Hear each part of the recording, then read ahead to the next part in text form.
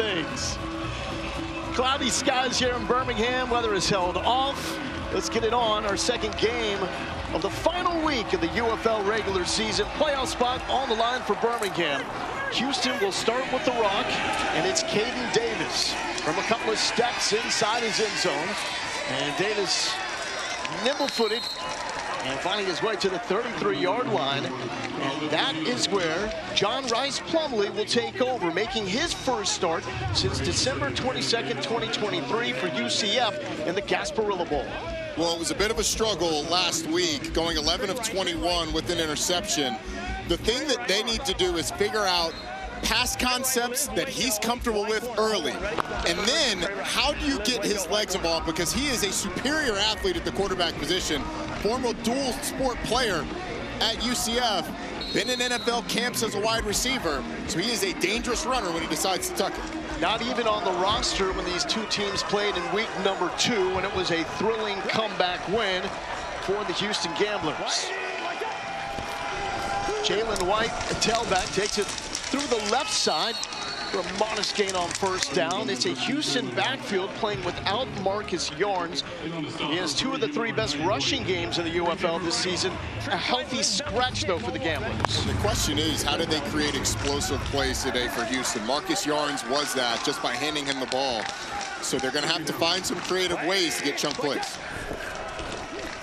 Back-to-back carries and close to first down yardage as White is corralled down right at the sticks, and it will be a first down. Tate Crowder with the stop.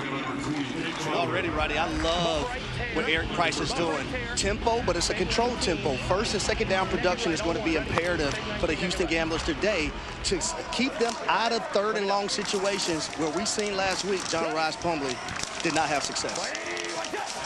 Plumlee on first down, pulls it from White, will throw on a run, and it's way off, looking for Jontre Kirkland, former do-it-all from LSU. There is Kevin Sumlin, head coach of the Houston Gamblers. Frustrating season because of the close games, most of those losses. 7 of 9 games overall this year determined by 7 points or less for Sumlin. They've also started 4 different quarterbacks over the course of this year. So it's been a bit of a frustrating go for them offensively. Plumlee will throw back-to-back sideline. The adjustment and the catch is made. Lawrence Keys the third, stud at a 2-lane first down. Well, this defender right here comes down a little too far, and John Rice Plumlee is able to get around him. And it's a really nice job of making a really good back shoulder throw. On the previous play, they rolled him out the same way, and he missed the layup. But that one, Lowell, he hit a step back 3. Kind of like Wemby's going to do later tonight. I knew you were going to go to your Spurs there. Screen. And Kirkland is stood up. Stallions rallying to the football. Birmingham, a big difference with their defense and wins. 12.5 points per game. And their 5 losses, 31 points per game allowed. Gotten into a little bit of a rhythm here. I like the ability to, or the desire to run the ball early. Had a couple successful runs. They've gotten away from it on the last 3 plays, putting him in that second and long. We lost the football for a moment. Ready for the kill, and I'm just going to give it to you. If I kill him, I'll give it to you. What's he saying there, Ronnie? If it's a kill, I'm giving it to you. Based on the look, he's probably going to kill the initial play and then just hand the ball off. In motion, Kirkland to throw. In traffic, picked off. The Stallions defense grabbing it as Trey Norwood comes up with his first interception on the season. So Trey Norwood's right here, and he's going to have his eyes in the backfield. And then when this receiver goes flat, he's just going to go deep. Reads the eyes of Jontre Kirkland and is able to intercept this thing, but he's kind of tracking it the entire time. Sees Lawrence Keys going low, so he knows something's got to be going deep.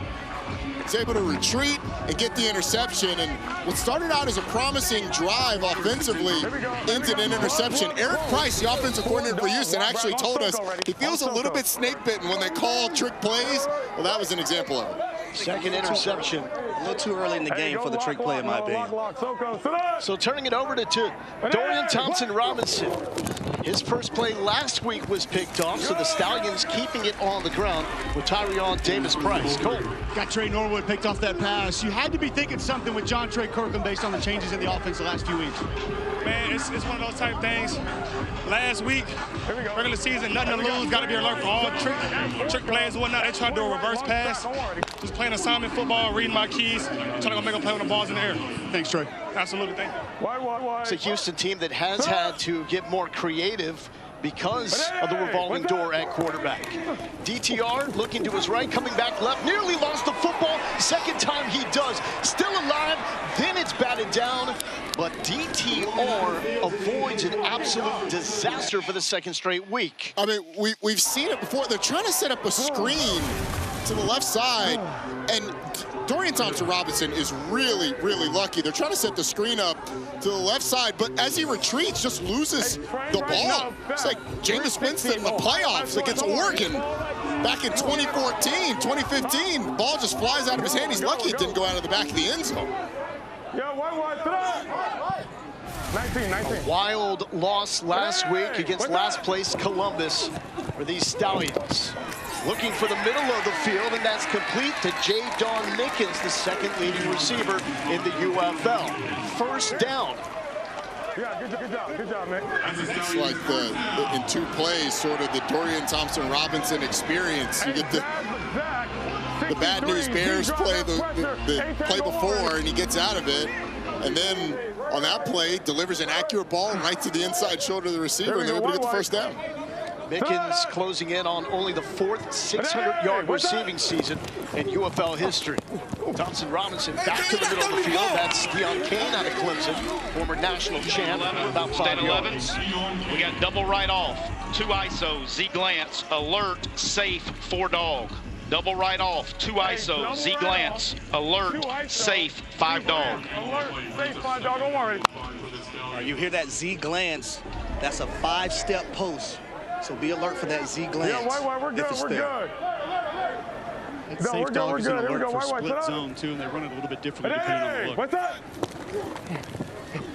DTR2 throw, and it's just air-melling that in Deion Kane's direction. There's no receiver over there. That's a smart play. If it's not there, throw it away, don't risk it. But you can hear Dorian Thompson-Robinson saying, hey, it's Z glance, Z glance. It's going to end up being intentional grounding. Intentional grounding, offense number 2. Loss it down, 10-yard penalty. It's 4th down. What? So DTR is expecting a glance right here, and Deion Kane doesn't really run it. He looks like he's going to block the defensive back. And so DTR just completely chucks it out of bounds, but there's no receiver even close to in that area. So it ends up being intentional grounding. It's a good call by our referee. But you know what, Roddy? I would rather him do that than force it, and next thing you know, it's an interception return for a touchdown. Well, yeah, that's until you pay attention to the line of scrimmage, and you know that the alert was the ability to hand the football off, and there was about a 2-yard push by the right guard and right tackle on that play. So interceptions, the problem for Dorian Thompson-Robinson in his limited NFL career. 1 touchdown, 10 interceptions in 15 games played. This was a 5th-round pick by the Cleveland Browns in 2023. No biggie. 8 guys left. White, sit up. 3rd and 15. Hey, what's that? Playing it safe with the screen. And trying to cut it upfield to the 23-yard line is Davis Price. So out comes the punt team for the Birmingham Stallions. You know, a lot of this game, the struggles that these 2 offenses have had this year, and particularly the struggles the offensive lines have had past few weeks, a lot of this is going to be field position, special teams, and explosive plays, and mistakes. You know, who can create the timely turnover and turn that into points? Birmingham gets a stop after the interception that they threw, forced the punt. The question is, can they get good field position? Colby Wadman is the punter, former Denver Broncos specialist. This is one off clean. Lawrence Keys from the 26. And on a two-lane, tries to shake his way free. Stallions are there, but good field position for drive number 2 for Houston. Taking over their own 40-yard line. It's more than a week-out basis. So many faces behind the camera that you never get a chance to see. We send our sincerest thank you to all you guys who stand out there in the heat, long hours, and a lot of time away from family. Thank you all for helping us to put on. Roddy, it's tough down here in the heat. It really is. Yeah, Cole, okay. It's tough for them in the heat because they're actually carrying stuff, Cole. But what the people don't realize is Roddy came down pregame for about a minute and a half and said, I'm out, it's too hot. Literally a minute.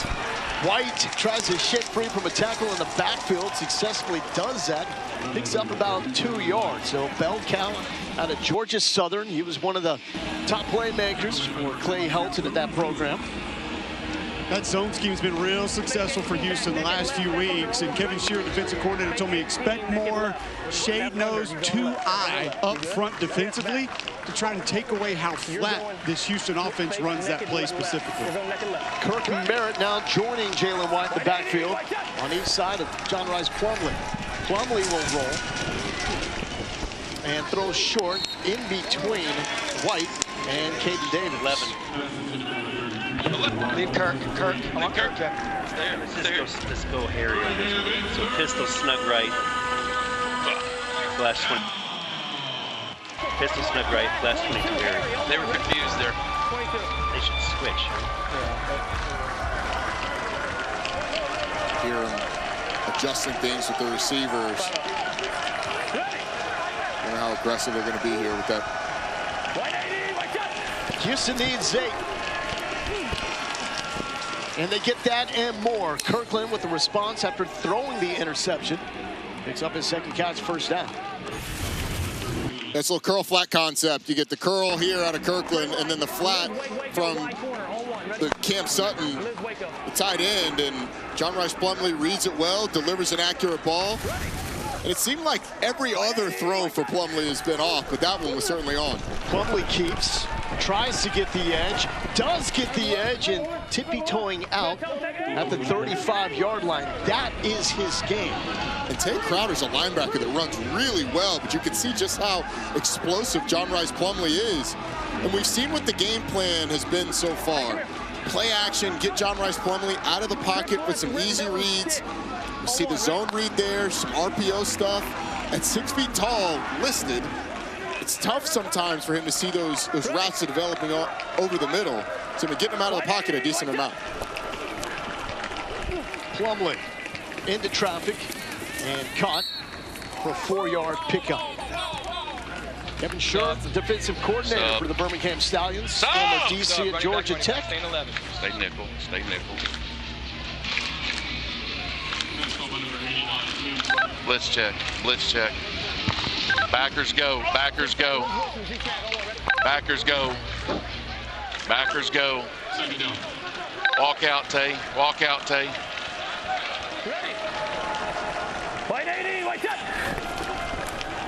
Plumlee, pressure in his face, got out of it. He's got to grease up the middle and capitalizes on it, sliding down safely at around the 12-yard line. Check that at about the 13. You can hear him saying, backers go, backers go. That's Deontay Johnson and Tate Crowder both blitzing. Unfortunately, when you blitz the linebackers, you have to contain John Rice Plumlee. They've got 2 free runners at the quarterback. His quickness gets him outside and gets him a big gain down inside the 15-yard lane. That's the danger that you play. That's the gamble that you take against John Rice Plumlee when you bring pressure. 2,500 rushing yards in his career in college across Ole Miss and UCF. That goes backwards. Marcus Major, the former Oklahoma Sooner and Minnesota Golden Gopher, stuffed by TJ Carter. Right in the middle of your screen, just a big old arm over move from the big fella. Blows this thing up in between 2 offensive linemen. There's not much a running back can do there when you're going sideways and then the big fella appears out of nowhere. Second straight solid drive in the plus territory for Houston. Last one ended on the trick play interception by Kirkland. Looked like it was going to be another. Now back to the tight end and in and out of the hands of Cam Sutton. Broken up by Alex Cook. Cam Sutton's just going to fake the block. Sorry, he's actually in here. He's going to fake the block and then leak out. And he's open. John Rice Plumlee has to put that right on him. You throw it on a line right between the 8 and the 9. And then he can protect himself from the hit as well. Unfortunately, we've had a couple open receivers today that Plumlee's missed. Houston eliminated from the playoff chase last week with a loss to St. Louis. Trying to spoil the party for Birmingham. Plumlee to the end zone. There was some contact, some bumping, but no flag as Caden Davis was the intended target. And it looked like he had Jontre Kirkland on a deep over route right over the middle, but kind of locked in to the right side. And that's part of it with John Rice Plumlee. He hasn't been on the roster all that long. He was released from the Steelers at the end of April, signed with the Gamblers shortly thereafter. So it's been a little less than a month that he's been with the team. Still, some of these pass concepts hasn't quite gotten it down. Wyoming's John Hoyland lining up from 33 yards out. 17-21 on the season. This to get Houston on the board. And does. 33-yarder, good. Second straight positive drive for the Gamblers, but only coming up with 3. Trying to knock out the Stallions from the playoff chase.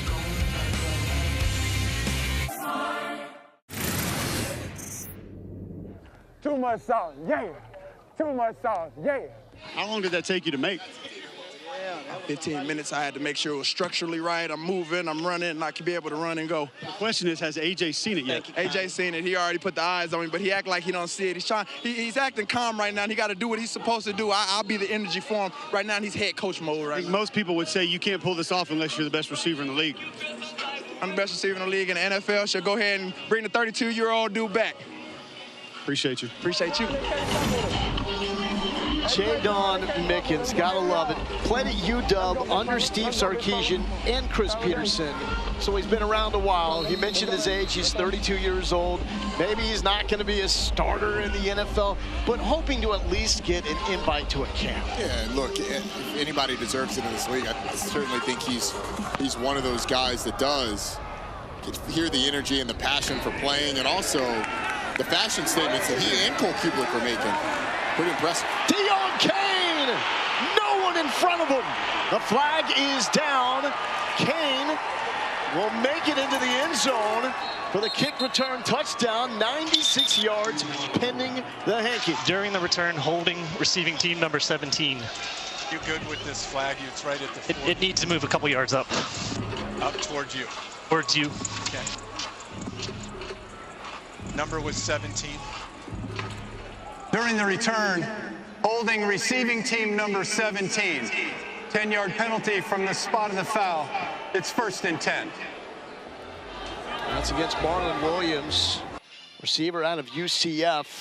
That wipes out touchdown return by Cain. Yeah, he's right there in the middle of the screen. You're going to see a grab around right there on the hash. It's a big-time grab. There's also a hold on the right side of your screen as well. But obviously, Marlon Williams getting called, and Deon Cain gets a good sprint. Has to come back for it. Enormous game for A.J. McCarron and these Stallions. Their only shot to get in as the last team in the UFL playoffs is for them to win this game and then have D.C. beat Orlando tomorrow and Louisville lose to Columbus. Columbus last place in the UFL standings, but shot these Stallions a week ago. And looking for some daylight on the left side. We're going Dolphin left, 54, Seattle switch, F. Hank. Dolphin left, 54, Seattle switch, F. Hank. Seattle switch, F. Hank on the dummy, ready? Top of the numbers, Deon, top of the numbers. Top of the numbers. Here we go, dummy 19. 50 going to be 5-man protection, 4 and get that back out in the flat. And those cues to Deon Cain. Oh my God. Something was going on to the top of the screen. Likely that switch that he was talking about. Number 8, 5-yard penalty, 2nd down. 11. I want to ask Harry about this quickly. Y'all give me a hard time with all the centers that we've seen with false starts this year, and I'll be honest, I think we've seen 5 centers jump off sides, which should never happen. Harry, how does a wide receiver jump off sides? Do you guys not just go off the ball, off movement? We are trained to only look at the ball and ignore the noise that we hear, but when it's not loud in a stadium, sometimes you don't follow directions well. Brutal honesty, as always, by Harry. Thompson Robinson is dropped as the Houston defense gets home, and there goes that man, Malik Fisher, with another sack. He's up to 7.5 on the year. Well, he's one-on-one against the right tackle, and it doesn't work at first going up the field, so he spins back in. But watch the hands just keep working. Pushes that upfield shoulder, spins back inside, is able to get his first sack of the game. Protection of Dorian Thompson-Robinson. They got after him a little bit last week, Columbus did, and that rush did affect DTR as the game went on. 3rd and 20. The Stallions offense that has not been able to get it going. 270 yards per game, the worst in the UFL. And that play is blown up with a whistle. Offense, 5-yard penalty, 3rd down. And that's a delay against the Stallions. DTR is pretty fortunate because Kenny Dyson got one heck of a jump off the line and had the left tackle beat Noah Henderson. So I wouldn't be surprised if Birmingham just runs it here and tries to get a little bit of room for a punt. Also a Houston defense that is very good in the second half. This is where they struggle in the first half of ball games. What's stellar in the opening 2 drives against Birmingham. DTR, and that's his 2nd tackle for loss by a stout Houston defense, and Malik Fisher again. Harry, he's got some very excited friends and family on him. Oh yeah, he's a man's child. He takes this game very, very serious, and I love the attention to detail when it comes to Malik Fisher. There's no surprise why he's the 3rd leading sacker in the UFL this season with 7.5. Just powers through the inside shoulder. It's actually a party at the quarterback with Kenny Dyson off the other side as well. You are right, Harry, and he is relentless. Really cool to play last game of the year in front of so many friends and family. 2nd punt for the Stallions. Couple steps in front of the back line for Wadman. Pressure in his face, and Wadman just gets it off. Keys with his 2nd return. He's working it to his left in the plus territory and back-to-back tries with excellent field position for the Houston offense. Tomorrow's UFL doubleheader finishes off the regular season with Orlando visiting DC at noon Eastern on ABC and the ESPN app. Then Louisville heads to Columbus at 6 on Fox. If Birmingham can take care of business, then tomorrow is must watch all day long for Stallions fans. They got to win here, and then they got DC needing to win, Louisville needing to lose. Harry. All right, so guys, Malik Fisher just got a sack. That's 7.5 on the year. I want you to show me how you got that sack. I'm gonna be the offensive lineman, and you go through your normal mechanics and your spin move that you just had. Okay, so for that one, I'm coming off the edge. I believe I went with a swipe to try to get it. As I see the cue on the edge, I see him disappear. Ball is out, it's live. From underneath. Deontay Johnson. Yeah, now you got to finish the play. That's all it is. Thanks, Malik.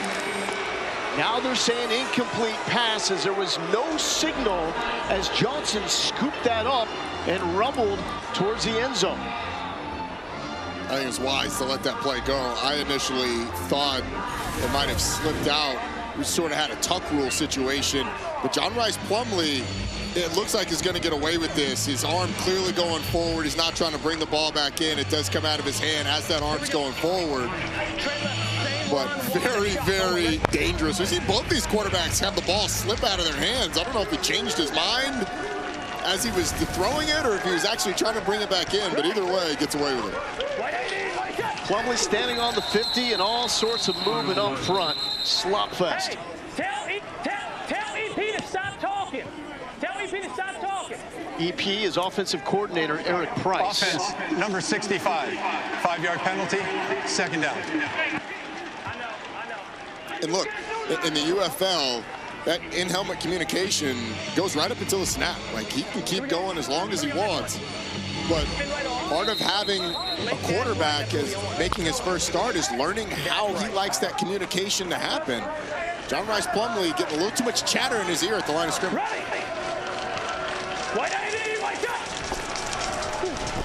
Plumlee rolling again. This is where he's comfortable. He's got some room to roll.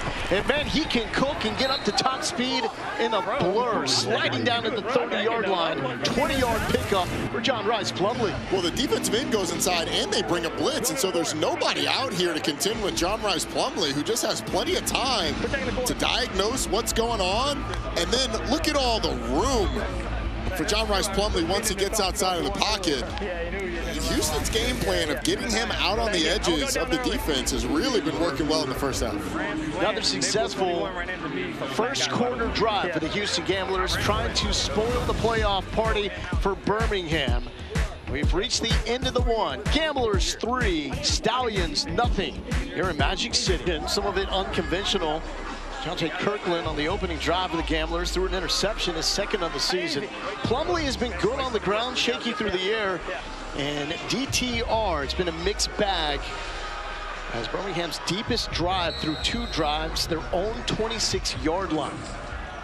For the third straight drive to start this game, Houston has reached at least the Birmingham 40. River. White 80, white shot. John Rice Plumlee, his first start since college, wrapped up at the ankles and nearly a diving interception by Hudson Clark, the Arkansas Razorback. That's because Isaiah Coe absolutely bowls over the offensive line.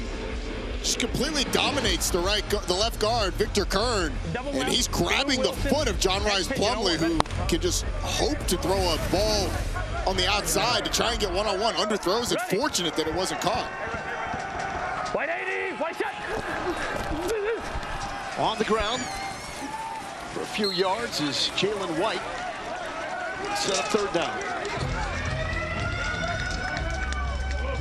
It's the defensive front for Birmingham that has the fewest sacks in the UFL. What we saw last week, St. Louis was able to get pressure on John Rice Plumlee while keeping him in the pocket. For Birmingham, if you don't get to the quarterback, you have to maintain those pass rush lanes and keep John Rice Plumlee in the pocket. 51 rushing yards for the Gamblers quarterback. Empty for him. Middle of the field. Contested catch is made and a flag is down. Grown man catch from Amari Rogers. Pass interference, defense number 21. So we're going to just put the ball down because it's a completed pass or no? We got a catch, we can decline the foul. It's a catch, right, guys? Yeah. Pass interference, defense number 21. The penalties decline. The result of the play is first down. Former Washington Commanders tight end hauling it in. It's pretty good coverage by Trey Norwood. You're going to see the slant come in, and it's just a better catch by Armani Rogers, and a good throw by John Rice Plumlee. Ends up being man-to-man on the back end. Offensive line picks up the stunt just enough. Plumlee wants to run, eyes still downfield, back across the game. Javonte Payton inside the 5-yard line. Heady play by John Rice Plumlee. Once again, the edge of that defense doesn't keep contained on a design rollout for John Rice Plumlee. And then was a little bit, it's always a little bit nervous when the quarterback throws it back inside, but completes that one. Fin left, hey, get a push and get in. Fin left, rip one to Z pitch and 0-1, ready? It's a Houston offense that has been awful in the fourth quarter, late in the game, so they need to score while they can. First and goal. Marcus Major with the carry, tries to surge forward and is spotted at the 1-yard line. Ball does come out and into the Stallions' arms. But marked down at the 1. And the reason it's blown down at the 1 is because you had Jalen McKenzie, the offensive lineman, pushing Marcus Major into the end zone. As part of that no tush-push rule, you cannot aid a runner. You cannot help him go forward by pushing from behind. And so it's blown dead at the spot. And now you get second down at the 1.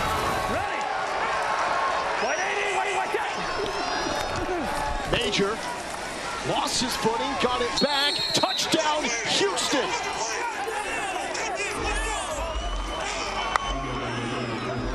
Marcus Major, 5 years at OU, wrapped up his career in Minnesota in 2024 with the first touchdown for the Gamblers today. What, the Gamblers? The Open, we talked about how hard would they play with, on paper, nothing to play for. And they're up 10-0, potentially, with the completion of this extra point. And on paper, missing their best offensive players. No Marcus Yarns, the most explosive running back in the UFL, and Jalen Moreno-Cropper, their top receiver, who played for the Cowboys this past year. Portland lines up with the extra point, and it is good. 10-0. Gamblers take the lead. Stallions need to rally or it's bye-bye postseason. On ESPN. We're back at Protect the Stadium.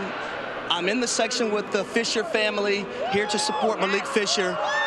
But I'm also here with a very special lady, Sherry Clay. You are the mother of Malik Fisher. Talk about why is it so important to be here to support Malik and the Houston Gamblers? It's important. First of all, a lot of the family members are here. It's important because we believe in him. We know that he's a great, special young man, not just because I'm his mom. We all believe it. We all support him. We have a lot of family in Birmingham, believe it or not, and we happen to be playing in Birmingham, and so many people came out for support. Malik is a special young man, and not just because he's my son, honestly. Thank you, Mrs. Clay. Yes, thank you. And her son is showing out. A sack, another tackle for loss. Malik Fisher, 27 years old. He was a monster at Villanova. He's had some action in the preseason. 4 games with the Texans back in 2024. He's yet to make an active roster. Keep making plays like that. Hopefully an invite comes his way. 10-0 lead for Fisher's Houston Gamblers. We have a whistle on the kick. So we got to bring a holder out now. Prior to being kicked. Okay, ball.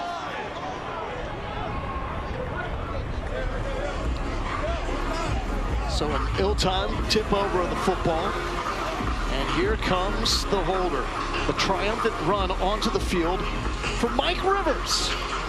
Usually holding on the field goal attempts, but get a little run on the kickoff unit. Because of the uniqueness of the kickoff rule, it's the only time you're going to see 12 guys in the same jersey on the field and no flag. But the holder can't participate. He's got to get his tail off the field.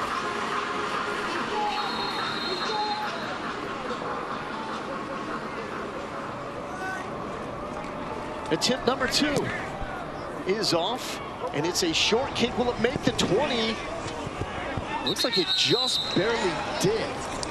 The flag is down. Free kick out of bounds, yes. 40-yard line. Free kick out of bounds. Kicking team, the ball will be spotted at the 40-yard line, or it'll be 1st and 10. Hey, he's not getting a call, I don't think. Can you not hear? I'm not hearing nothing. I just heard on the headset, train 2 playing coke. I know, but do we need to get your headset fixed? I don't know. I need you to stay with me. If you do not get the call, let me tell you the call. Okay. I'm staying down there with you, but you keep turning on me. Just stay with me. Fellas, I can tell you, talking to Michael Ayers, backup quarterback, and listening over to DTR's conversation, they are having communication issues. They said it's been going in and out the entire game, not just between the coaches up top to the players' headsets, but also coaches to the coaches in the box as well. Harry, what does that do to an offense when you are down communications like that? Well, it's not the ideal situation, but you got to prepare for everything that happened throughout a ball game. Now, sometimes you might have to go to hand signals and signaling things to the wide receivers, but I would also add, because the offense is sputtering a little bit, go a little bit of no huddle. 2-minute mode. We're good. Stallions just 15 yards of total offense before the start of this drive. Thompson Robinson gives it up to Snoop Connor. Tries to snoop his way forward, maybe for 1 yard to set up third down. Eli Walker makes a stop. Well, I'll tell you this, talking hand signals, I asked Michael Ayers, the backup quarterback who actually played his college football at Sanford down the street for Chris Hatcher. He said, we have them for 2 minutes. We have some kind of a baseline for the regular offense, but not something they obviously prepare for the majority of the time because you have that communication. 2-minute offense, baby. Let's get it. Let's pick up the pace a little bit. It's a big third down here. Question is going to be, can they block Houston up front? Look out for 92, Malik Fisher. Flag is down. As Thompson Robinson was looking for Justin Ross, Roman Parodi in coverage. Hot to spot, Jim. Hold on for 1 second. Jim, the number was 4. Defense number 4. First down at the spot of the foul. Hey, double Roman Parodi on the in-breaking route by Justin Ross. Just all over the backs of the wide receiver. A little too much contact for the liking of the referees. Stallions trying to break the 50 for the first time. And they will not. A flag is down with a tackle in the backfield. Mr. Ramblin' Wreck himself, Charlie Thomas III. Open it up. What is it? Illegal block below the waist. Number 2. The contact was ruled legal. It's second down. So Charlie Thomas coming up with the TFL, played 3 games with the Browns in 2023. All 40 of his snaps on special teams. Yeah, it looked like you were going to get Eli Walker in the secondary for a low block on one of the offensive linemen, but Charlie Thomas, a big athletic linebacker, guy who started his career at safety at Georgia Tech, moved down into the box. He's had a nice year.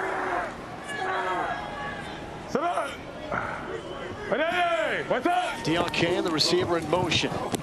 Backside pressure, Thompson Robinson got nailed, but it is complete to Jordan Thomas for a huge first down and into Gamblers' territory, but DTR got rocked. Yes, he did, and it kind of looked like the play that Cole had A.J. McCarron drop earlier. You get the mesh concept from the inside receiver, actually ends up being the tight end, but Deion Kane's down the field. Dorian Thompson-Robinson gets hit from the back, but ends up delivering the football. Let's listen to the hit.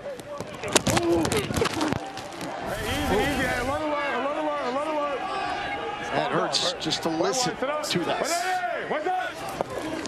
Here's Snoop Connor. And Snoop Connor goes backwards. It's a Houston defense with Charlie Thomas that is living in the backfield of the Stallions. It's one of the things Tyler Siskey told us when we met with him this week, offensive coordinator for the Birmingham Stallions. This group doesn't blitz a lot, they don't pressure a lot, but they win with movement up front. Slants, stunts, twists, and that allows for a lot of linebacker run through because as an offensive lineman, if you're chasing back moving defensive linemen, those A and B gaps open wide up to make for an easy run through and get TFL. And that's exactly what happened on that play, Cole. What's up? Thompson Robinson, former 5th-round pick by the Browns. Into traffic, dangerous throw. 2 hands belong to the offense. 4 of them belong to the Houston defense. With a little bit of pressure there, it's worth a follow-up here, Roddy. We had this team's first game of the season. There's not a single offensive lineman that was starting in that game. Wow. 4 of those have been sent to IR. 1 was traded away. So you talk about that continuity within the offensive line. They lost 3 starters in 4 weeks at one point in time during the season. Very difficult to manage. Meanwhile, they're dealing with the Houston defense who's had a renaissance in the second half of the year. Not a great combination. What's up? 3rd down. Thompson Robinson checked down to Snoop Connor.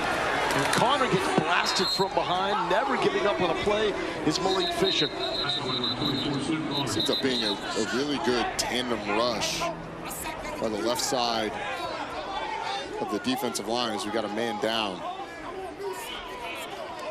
So Gambler's defender is down.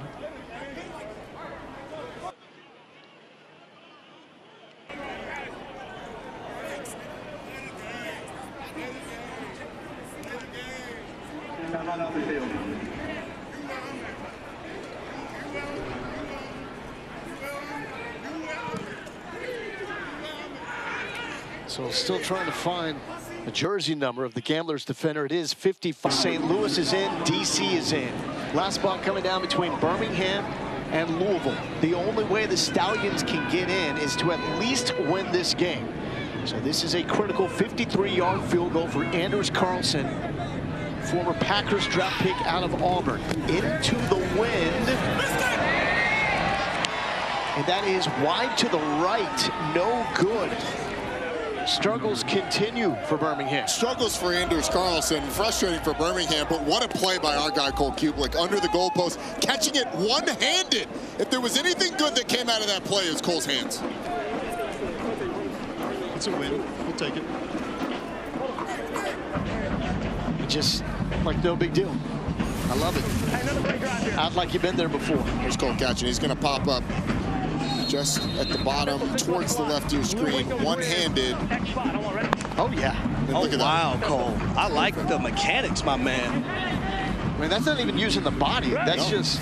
It's called skill. It's called skill. OBJ, but a little lower. Houston to the ground. There's a seam. Kirk Merritt turning on the Jets. And Merritt lowering the shoulder for 5 more yards. The speed and the strength for Kirk Merritt, former Red Wolf from Arkansas State. This is really well designed. Little split zone action. So the tight end coming across removes this linebacker out, and then it's a nice job of Avery Jones getting up to the second level on the remaining linebacker in the box. And then a good read by Kirk Merritt, being patient, setting up the blocks, and then exploding. 43 yards. He gets another carry, takes it down to around the 10-yard line. Houston playing without Marcus Yarns, the most explosive running back in the UFL, but Merritt has 8 games in a 4-year NFL career on his resume, last with the Saints in 2023. And look, you got to start to question now that you've got Houston down inside the 15-yard line again. Birmingham's the team that had everything to play for coming into this game, but it certainly doesn't feel like it. Feels like Houston's played like the desperate team. Plumlee, pressure in his face. Oh, left him in the dirt for the touchdown. That's why they call him Bro Jackson. Oh, look at the stanky leg. I'm doing a stanky leg up here too because I had anytime John Rice Plumlee touchdown, baby. Cha-ching!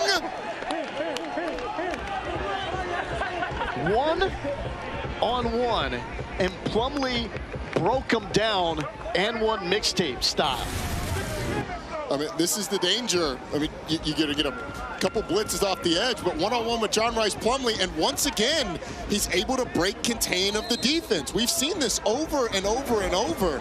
Free hitters off the edge, not keeping contained, not going to that upfield shoulder of John Rice Plumlee. He gets around him. This time gets in the end zone. Some pressure on the PAT. The kick is up and good. Houston, a team that has nothing to play for except putting together great film to get an invite. And they certainly have done that. I mean, Houston has come out and they have dictated the tempo of this game. John Rice Plumlee gets in the end zone. That's what it sounded like. Yeah, let's go, baby. Let's go. I don't know. I didn't know John Rice Plumlee was old enough to stanky leg. I just need to know if y'all are going hot sauce or professor on that one with the N1. Ooh, good comp there, Cole. With the drama that happened last week in the Gainesville Regional, I'm going white chocolate. Jason Williams with that. I like it. This is his time of year, former baseball and football star at UCF. We got the regionals going on right now. And Plumlee, 2 straight years on the practice squad with the Pittsburgh Steelers, released at the end of the year, and now getting the call for Houston.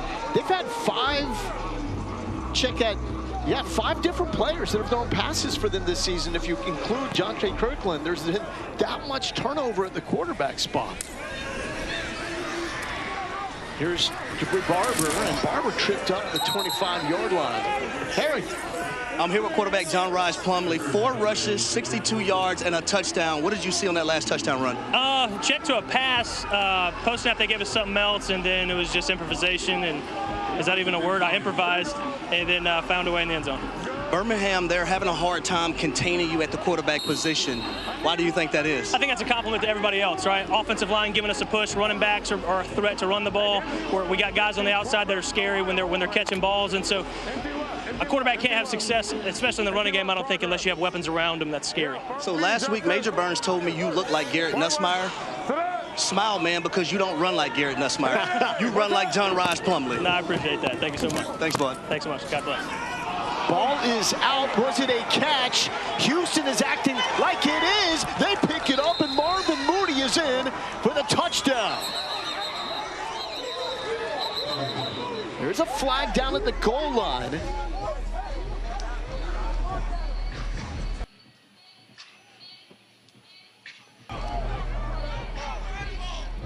Okay, we are going to look at this, Chris.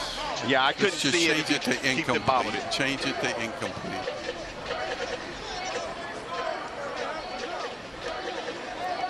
You have a penalty?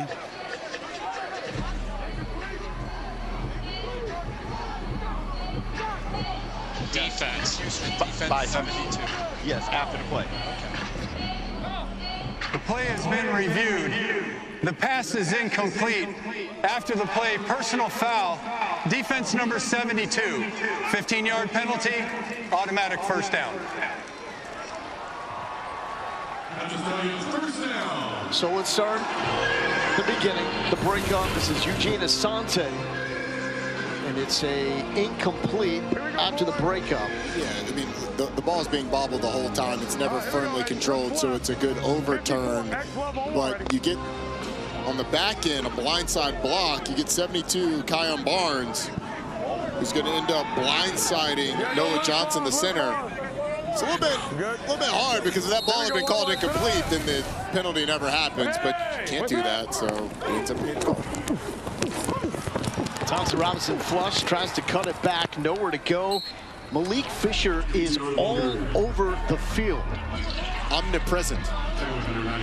Went to Georgia Tech, I did not. I don't know what that means. DTR's life certainly is everywhere at all times. I'm just saying, low tempo, little 2 minute. You've been lobbying for that 2 minute for about 10 minutes. DTR did tell me that the communications were back in the helmets and it's been working. DTR 5-9 through the air. Here's a completion, working it to the tight end. Oh boy, he wanted to get all that contact in. Did Jordan Thomas, the former Mississippi State Bulldog. If I was 6'5", 285, I would want to get all that contact in too. So it's just a little token fake here, and then Jordan Thomas out in the flat with a couple blockers out front. Really well done. 2 blockers for the 2 defenders. You leverage the 3rd defender who's got some run responsibilities before he gets out. Fortunate that sideline was there. Stallions in Houston territory with the 2nd straight drive. Missed field goal the last time down. That's Anthony McFarland. Cole. Jordan, couple catches today. Roddy goes 6'5", 285. I told him I don't believe it. What are we weighing in at right now? Come on. I don't know why the narrative from 280, but I like it. I mean, I was giving you credit for moving it like 292. Yeah, I surprised a lot of people, so I get it. Appreciate you. Yes, sir. The reason the narrative is there, Cole, you got to tell him the reason the narrative is there because that's what he's listed at. Collision in the backfield before DTR could put that in the hands of Anthony McFarland. Jordan Thomas is a guy with NFL experience, 6th-round pick by the Texans back in 2018. 12 starts in the NFL. He also didn't tell Cole what he did. So he refuted the 280, but he didn't say it. He didn't say it. That's not controlling the narrative, right? Disputing it, but not controlling it. White, sit up. What's up? 3rd and 3. Thompson Robinson flush from the pocket. Here's a big block as Christopher Allen nearly got it. Throwing downfield wide open. And the elevation could not lead to a catch by Justin Ross. He got up there, though. He did, but Dorian Thompson-Robinson, he takes his eyes downfield and looks at the rush too early in this. He gave Justin Ross a chance, but the contact ends up proving too much. But DTR started looking to his right, then worked back to his left. He actually had the slot receiver on a fade route pretty wide open to his left, but now they're going to go for it on 4th and short. Broke the 50, cannot punt here, and it's not inside the final 2 minutes. That's the only time you can punt when the ball breaks the 50. Thompson Robinson once again pressuring his face. It was right at the sticks, but broken up by Eugene Asante, his 2nd PBU on this drive. Fucking open.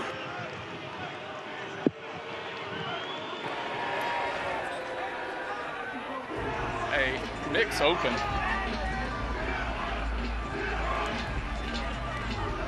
Hey, why weren't you reading this way to the F choice? He's wide open, baby.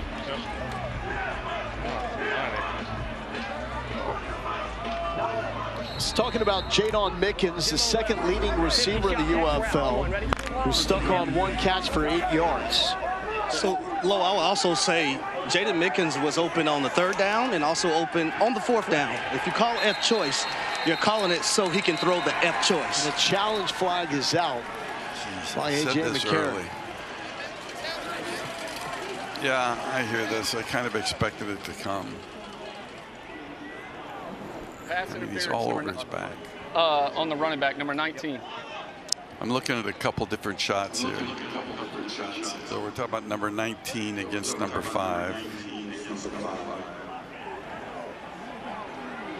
I want to go to the sideline shot to take a look from the sideline. There is no question that he does make contact through the back. You still have the sideline shot for me, Frank.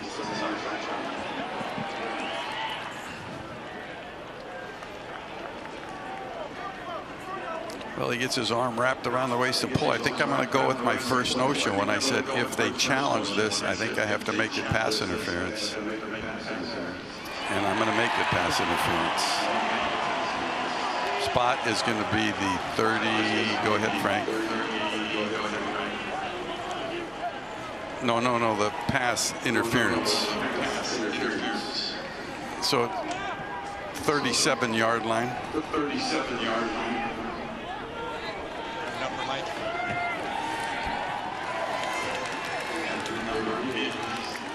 The play has been reviewed. Pass interference, defense number 19. Spot foul, 1st down.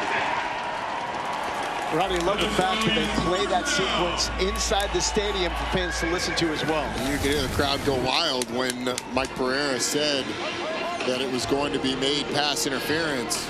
You see Eugene Asante gets there early, and I think it's the hook around the waist that gets him in trouble, and that's what puts it over the top for Mike Pereira. I agree with the call as well, but you can hear the frustration of A.J. McCarron, and as Harry said, Jaden Mickens was open 2 consecutive plays, and DTR worked off of it. A lot of that because he saw color in his face and took his eyes from downfield onto the rush. Now going to the ground. Here's Snoop Connor with the leap, and another large run here as the Stallions start to cook a little bit, 15 yards.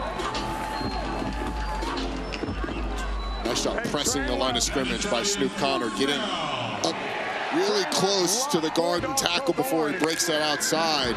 Gives the tackle an opportunity to get a little push and helps him get around the edge. Hey, easy. Hey, take the lock off. Take the lock off. White. Sit up. Hey, what's up? Back to the former Ole Miss running back, Snoop Connor. That time Snoop Connor was a little too fast. He showed great patience on that first run, but on this run, he got too far into the line of scrimmage and didn't let the blocks develop in front of him. It's important as a running back not only to have vision, but also have the right pace, getting to the line of scrimmage so you can let those blocks develop and then cut behind your offensive linemen when they come off of those combo blocks. Jadon Mickens, left side of the formation. Wearing number 12, still 1 catch As we have hit the 2-minute warning here in Birmingham, with the Stallions trying to get on the board to keep their playoff hopes alive. It's 17-0 Gamblers. Morning in the first half in Birmingham, this was the team with everything to play for.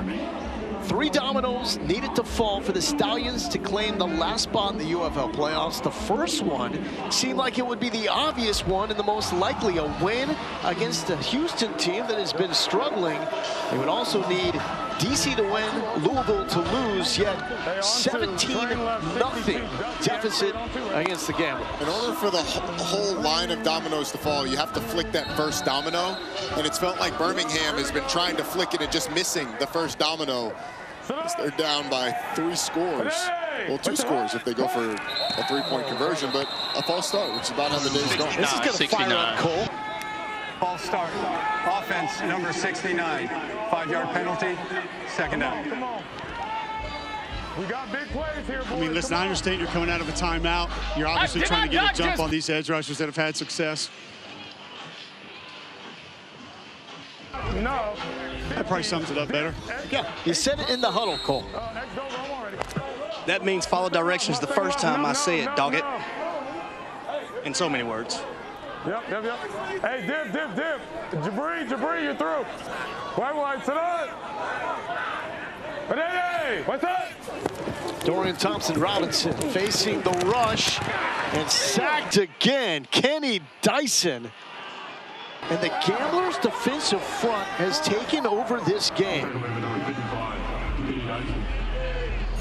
Dyson, former FCS star out of Bryant. There's not much to it. I mean, it just beats Noah Henderson, who was just called for the false start off the edge. So, Noah Henderson, you've cost your team about 15, 20 yards the last 2 plays. It's an excellent job showing inside move. If you guys noticed, his body was turned inside. It looked like he was going to go right into that B gap and then gave him sort of that sideways speed rush north-south. It's a really good job showing one thing to the tackle, forcing the set you want, and then doing something else. Back-to-back sacks by Dyson. Only 24 years old. He's already played in the regular season in the NFL. This is the type of tape you want to get back. Well, they take Noah Henderson out and they put in Brian Dooley and say, hey, look, you have a chance. And let's just say the get-off of Malik Fisher made that a non-competitive rep. That was Joey Chestnut versus Cole Kublik in an eating contest for the Birmingham Barons. It was a complete mismatch. I can't imagine a worse situation to be in. Just going in as an offensive tackle against edge rushers that have been eating all day, just like Joey Chestnut would. Now, this is important to note. Birmingham can punt now, even though the football has broken the 50-yard line. Since we are inside the final 2 minutes of a half, they can punt in this scenario. And it sounded like Dorian Thompson-Robinson very frustrated that they're not helping out those tackles. You could hear him yelling, we have double chips. That would be a tight end and a running back helping out with those tackles, particularly on those speed moves with a chip block. And instead they go empty, leaving those offensive linemen on an island. He gets sacked on back-to-back plays. Wadman to punt. Keys will let it sail into the end zone. And we'll see how aggressive Houston wants to be in the final 109. Keep in mind, this is a Houston team that has struggled in the second half, so anything they can get now is going to be vital. UFL playoffs begin Sunday, June 7th at 3 Eastern on ABC and the ESPN app, followed by coverage with our friends over at Fox at 6. You got a favorite to win it all? Orlando's the 1 seed, St. Louis is in, DC is in. The other spot will be either Birmingham or Louisville. St. Louis and DC are limping into the playoffs, particularly at the quarterback position. Orlando, by far, to me, is the favorite. The dangerous one is Louisville. If they get in, I think they can be very dangerous. Here's the check down. Plumlee tossing it to his running back in the flat, Kirk Merritt. And Louisville, a team in some ways like Houston, that is more dangerous than the record indicates. Louisville had those tight games at the beginning of the season with Chris Redmond getting his feet under him as a first-time head coach. Houston's been one of those teams as well. A lot of tough, close losses. unlike Houston, Louisville found its quarterback in Chandler Rogers, which obviously helped get that offense going, and some of those close losses got corrected. Patient run here from Kirk Merritt. But I think at this point it's Orlando's to lose. At least it's what it looks like. Jack Plummer might end up being the MVP of the league. Probably should be. 27 Geico halfback option. Had the best and most consistent quarterback play throughout the season, and that's why they're the #1 team. Plumlee to throw. Another one to Merritt. He's played receiver and running back in his professional football career. 45 seconds left. We're good. Right here. Yep. Got 30. Get some water.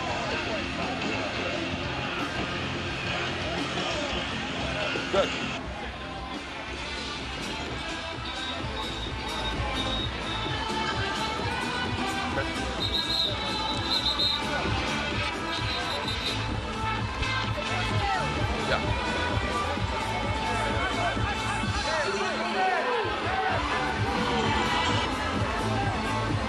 Jimmo left, 50 shock, X wrap on one, ready? 50. John Rice Plumlee, his first start since December 22nd, 2023. The Gasparilla Bowl for UCF against Georgia Tech. Spent the past 2 years on the practice squad for the Steelers. The athleticism is a game changer. Floating it on the sideline, no one home, incomplete. You mentioned that Gasparilla Bowl against Georgia Tech. The defensive coordinator for that Georgia Tech team at the time was none other than Kevin Sherrill, who's the current defensive coordinator for the Birmingham Stallions. And look, John Rice Plumlee, 198 yards, 2 touchdowns in that Gasparilla Bowl. Georgia Tech ended up getting the win, but Plumlee had a nice day, kind of like he's having today so far. 69 yards through the air, 62 on the ground, and an ankle-breaking touchdown. That is a BB that was nearly jumped and taken the other way by Alex Cook. He had a scoop and score touchdown last week for the Stallions. Well, on the outside, you're just going to see Alex Cook break on this ball, and you can see the cast on his left hand. I was going to give him some flack for dropping this, but how are you supposed to catch it with a big old club on your left hand? He's trying to catch it like one-handed, cradling it into the body. He needs a lesson from Cole. He does. He does need a lesson from Cole. That was my next statement. If Cole Kubelik can do it, so can he. Gamblers pumped for the first time. Barber fights to try to make it back to the 30-yard line. 25 seconds remaining. The NCAA Women's College World Series continues tonight in Oklahoma City with 4-seed Nebraska going up against the #1 national seed Alabama. First pitch at 7 Eastern on ESPN and the ESPN app. That is going to be an awesome game. Jordy Fromm going 10 innings in their first game in Oklahoma City for Nebraska in the circle. Walk-off home run hit. They're taking on the #1 team in the tournament, Alabama. 27 straight wins for Nebraska. Pretty good. For an Alabama team that is looking like a juggernaut. This is going to take us to the half. Gamblers dominating a first half of football for a Stallions team that has everything riding on this game. The only way they even have a shot to become the last team in the UFL playoffs is by winning this game. And they're going to have a huge mountain to climb in the second half. We will find out just how bad do the Birmingham Stallions want to go to the postseason. 17-0 Gamblers. They are frustrated. 52 total yards given up. Only 52 yards they've gotten on offense. 199 yards given up on defense in our progressive first half stats. And just look at the third downs. Only 1 for 6 for Birmingham. Certainly some frustration on that Birmingham sideline. Yikes. The progressive first half stats. Let's welcome back Pam Maldonado. Pam, what are you seeing so far? Well, Houston came through for us in that first half. We're going to need them to slow down here just a little bit in the second half for that full game under to cash. Now, lucky for us, Houston tends to do that. I'm going to go second half under 22.5 because fourth quarter drought for Houston is real. 0 touchdowns scored since week 2. Gambler's second half ceiling could come from defensive scores, and Birmingham offensive line is struggling all this game against this top 3 pass rush. Lowell, I see no reason for that to not continue, so I'm going to stick with the full game under and the second half under 22.5. Pam, thank you so much. Let's toss it down to Harry Douglas. Yes, guys, I'm with defensive coordinator Marvin Sanders. Unbelievable effort by your unit in the first half. 3 sacks, 5 tackles for loss, and then you held Birmingham to under 40 yards rushing. What has impressed you the most, Coach? The effort from our defensive line. Anytime you can win up front, you're going to have a chance to win a football game. Our D-line is doing a great job out there hunting, and this start of the second half is going to be key this series right here, so we got to be ready. Thanks, Coach. Thank you, guys. Malik Fisher, Kenny Dyson, they have made this a rough go for that man, Dorian Thompson-Robinson. Kevin Sumlin, he's at a revolving door at quarterback. Right at the end of the season, it looks like maybe he found the star at that spot with Plumlee. Well, look, the door is revolving. Eventually someone walks through that's going to be good for you, and John Rice Plumlee has found the magic. But a lot of it I would consider things that are fixable for Birmingham defensively. They're able to keep contain on Plumlee, set the contain with those edges. But I think they'll have a chance because John Rice Plumlee hasn't been beating them with his arm. Can they get the ball to Jadon Mickens, second leading receiver in the UFL? He's got 1 catch. Here's Barber. Barber looking for something, and he's wrestled down at the 30-yard line. Cole. To follow up with what Rodney was just saying, I spoke to Birmingham Stallions defensive coordinator Kevin Shearer at length at halftime, and he said he feels great about the calls. He said, we've had free runners at the quarterback multiple times. We've got to break down, make a tackle a couple of times. Those called for those individuals to come upfield, straight up the field, contain, force the quarterback back inside, and that just didn't happen. He said, we need to have fun, play football, and get the quarterback to the ground. Thompson-Robinson, 6 for 11, 46 passing yards in the first half, and it was a doozy from the opening drive when he barely was able to get out of his own end zone. An avert disaster. And Anthony McFarland, the tailback, slipped through 1 tackle, picks up 2 yards. Jaw Joyner, part of our feature story at half, who was cut earlier this season, then walked downstairs and was signed by Houston, makes a stop. Yeah, if you didn't see the feature at halftime, he started in camp with the Dallas Renegades. Rick Neuheisel had to tell him, hey, look, we're cutting you, but Kevin Sumlin and the Houston Gamblers picked you up, so go right upstairs and go meet your new teammates. He's done a nice job this year. It's been close to the NFL in the regular season. A few preseason games last year. An open field tackle is made, and a nice one by Charlie Thomas, who's been very active. Yes, he has, but a good early pitch and catch for Dorian Thompson-Robinson. Token fake on the play action.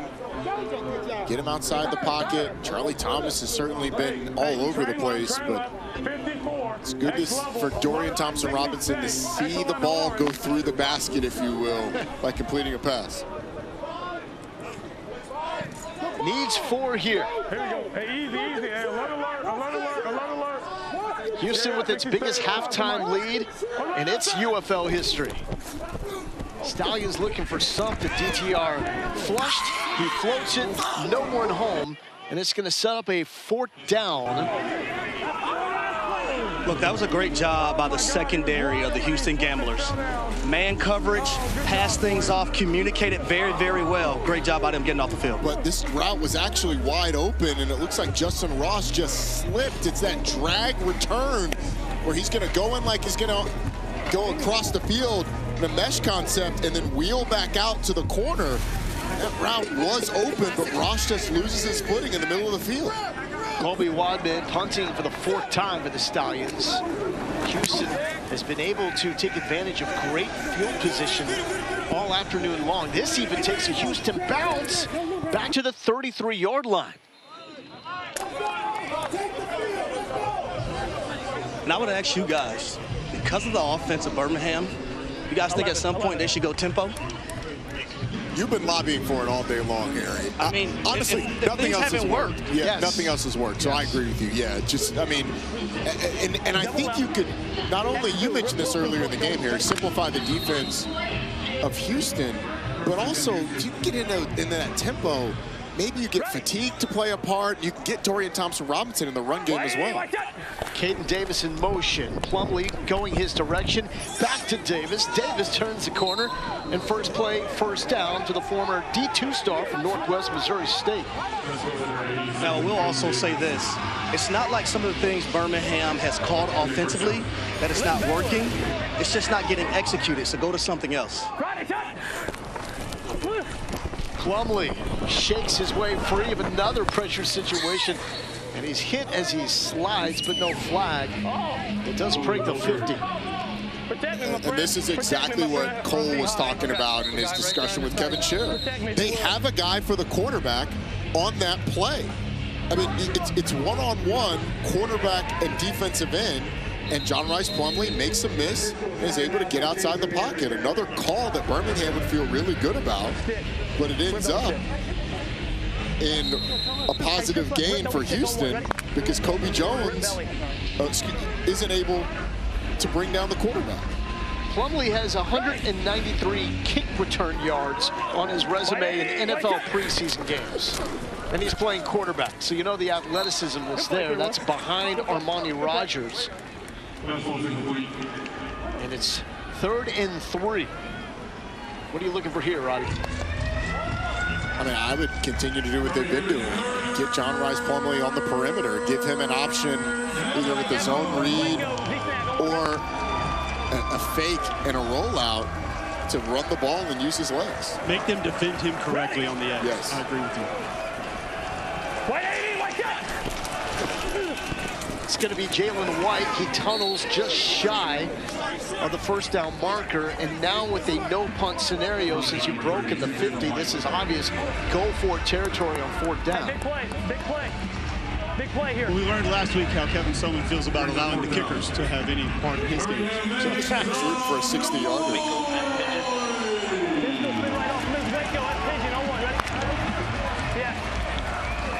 Someone told his kickers in the off week, don't watch the game copy. Hello. Right here, like this. 4th and short, Jalen White, the tailback. White sidestepping, second effort. It is right on the sticks, down to the spot. First down, Houston. It's a Gamblers offense that is playing without Marcus Janssen, Jalen Moreno-Cropper, and still finding ways to be effective. Yes, they are. A lot of it has been the legs of John Rice Plumlee. This is just guts and sheer will by that offensive line. And the running back, Jalen White, I wasn't sure that he got to that line. We are kind of right on the 45, but let's see, True Line, wow.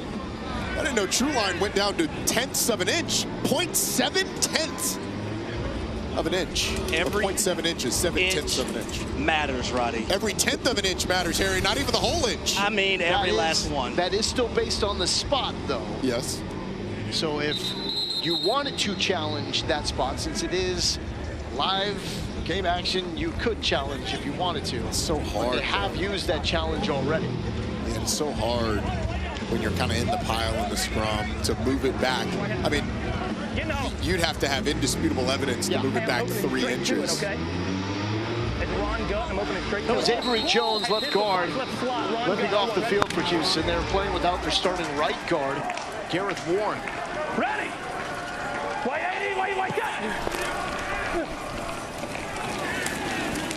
If it ain't broke, don't fix it.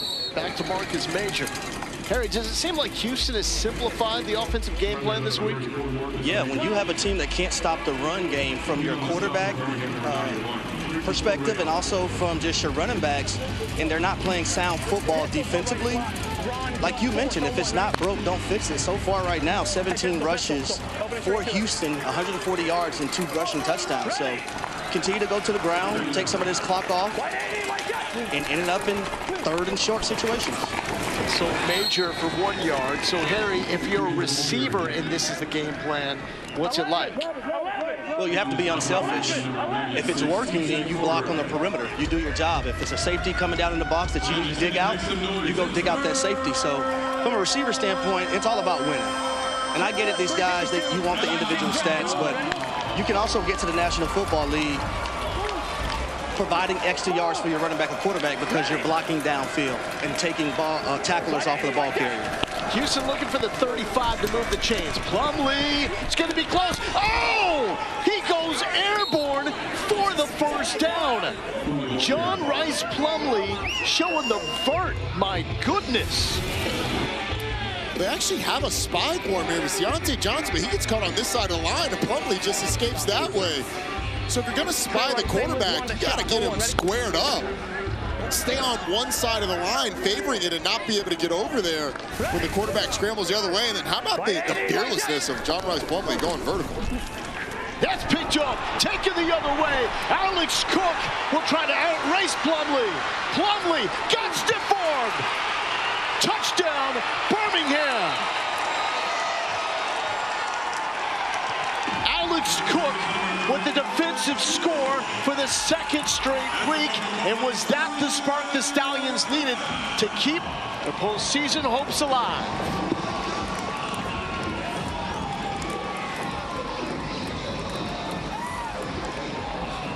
Alex Cook had an opportunity at an interception earlier in the game. And earlier he had a white tape job, white club on that left hand. Well, he got it retaped.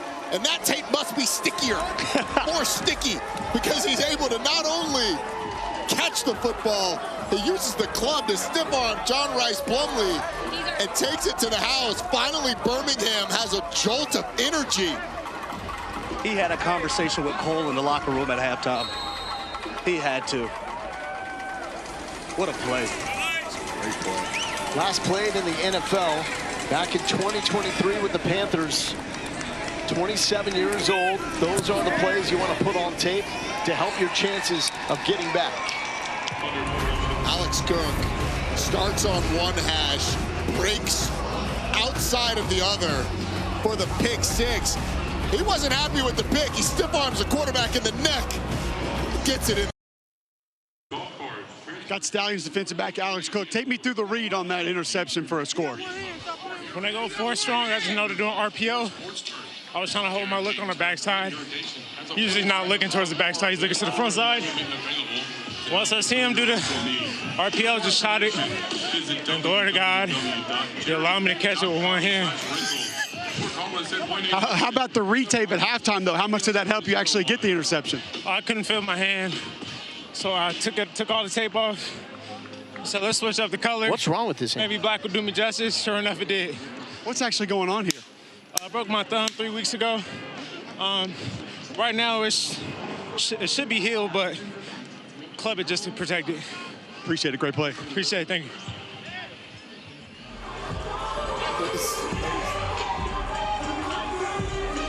Plumlee had just made an epic hurdle, then came back and served it up to Alex Cook, who before was working with a club on his hand, actually started his career at Washington as a wide receiver. Here's Davis from the 2. And Davis to the 27-yard line. So let's go back to that play and talk about what Alex Cook is seeing. He's the safety, and he talks about 4 strong. That's the back and 3 wide receivers. He's on the backside, so he knows John Rice Plumlee is going to be looking this way and just disguises it and breaks on this ball as soon as Plumlee pulls it and is about to throw it. It's a great job of being in the film room, being one step ahead of the quarterback. And then how about the stiff arm? When you've got a club on your left hand and you give it right to the quarterback's neck, that usually helps you get in the end zone. But a great job of film study by Alex Cook. Let's see how Houston responds. Going to the ground, huge crease. Marcus Major off to the races. He tried to stiff arm, a little high step, working the sideline, and Major will take it the distance, 72 yards. How about that for a response?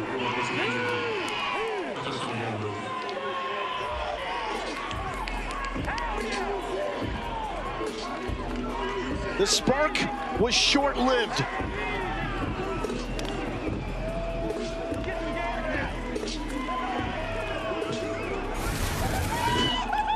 Watch what this action does. It's a split zone. The split flow is the tight end going opposite of the flow of the offensive line, and it takes the linebacker, play side linebacker, out of the play. Backside linebacker gets caught up in the line of scrimmage. There's nobody there until Marcus Major gets to the secondary. 72-yard touchdown run, the longest run in the UFL this season. Marcus Major, former Sooner, former Golden Gopher, and what a response. And the thing that Birmingham has been unable to do is get Houston out of their game plan. The game plan has been to get John Rice Plumlee on the perimeter and run the football, Harry. Marcus Major, 72-yard touchdown run, outrunning the secondary as well. They grab the momentum, you take it back. What did you see on that run? Oh, man, it was just a clear up view, man. Good job to the boys up front and the boys outside receiving that's blocking for me downfield. I also see you blinging in your ears. Talk about your earrings a little bit, my man. Oh, man, ain't nothing. Ain't nothing, man. I ain't go too big on them, man, you know, so it's the part of the game, man. Part of me, it's just shit, keep it going. Great job. Appreciate it. What did Dion say? Look good, feel good, play good. Marcus Major, yep. And Marcus Major, listen. 23-7 lead for Houston. Out of the playoff picture after a loss last week. Birmingham, the only way in is to win this game, then get help from the edge of the goal line. McFarland, and then he stumbles. It's been one of those days for the Stallions. Now, time to crank up the volume with our audio blitz.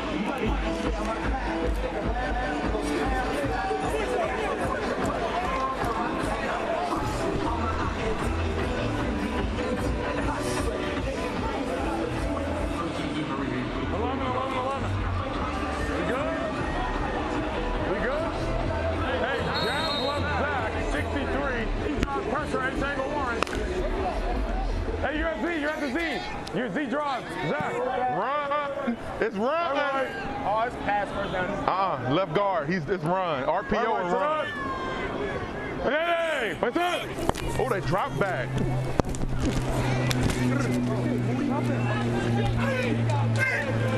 Good power. Hey.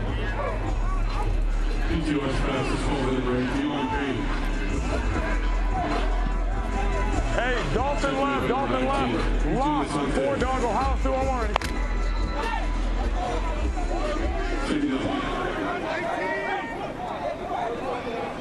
Go, white to the. Hey, what's up?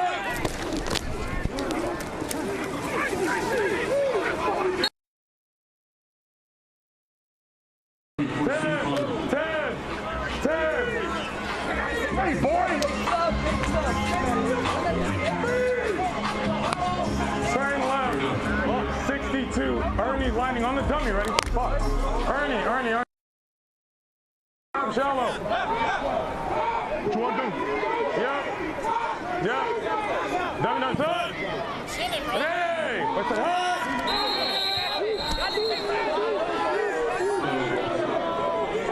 Number 59, 5-yard penalty, 3rd down. 11. Give me nickel. Hey, listen, we got to hit this. Under. Flex, ISO, 1 peel. Look at the sticks. Everybody sitting sticks. Aggressive. Dolphin right, wide orbit, wide swing left, ribs crack. One more, ready? Ribs crack. Okay, right rip. Yeah. Right rip, ISO. Go. One of y'all got to go. Show it now. Gotta go. What's up? Oh my God. Yeah, there we go. He had to get rid of it. The pressure was on. He had to get rid of it. Return.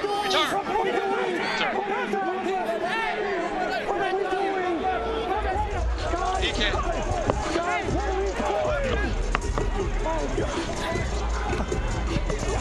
What are you doing, y'all?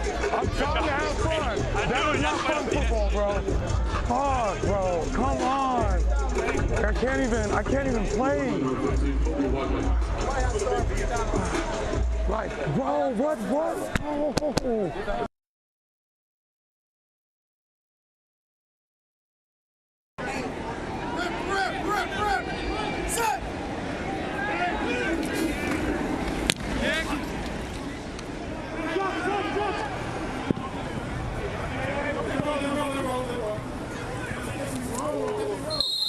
Another frustrating drive for the Stallions offense. A unit that has not scored despite 7 points on the board that was engineered by the Birmingham defense.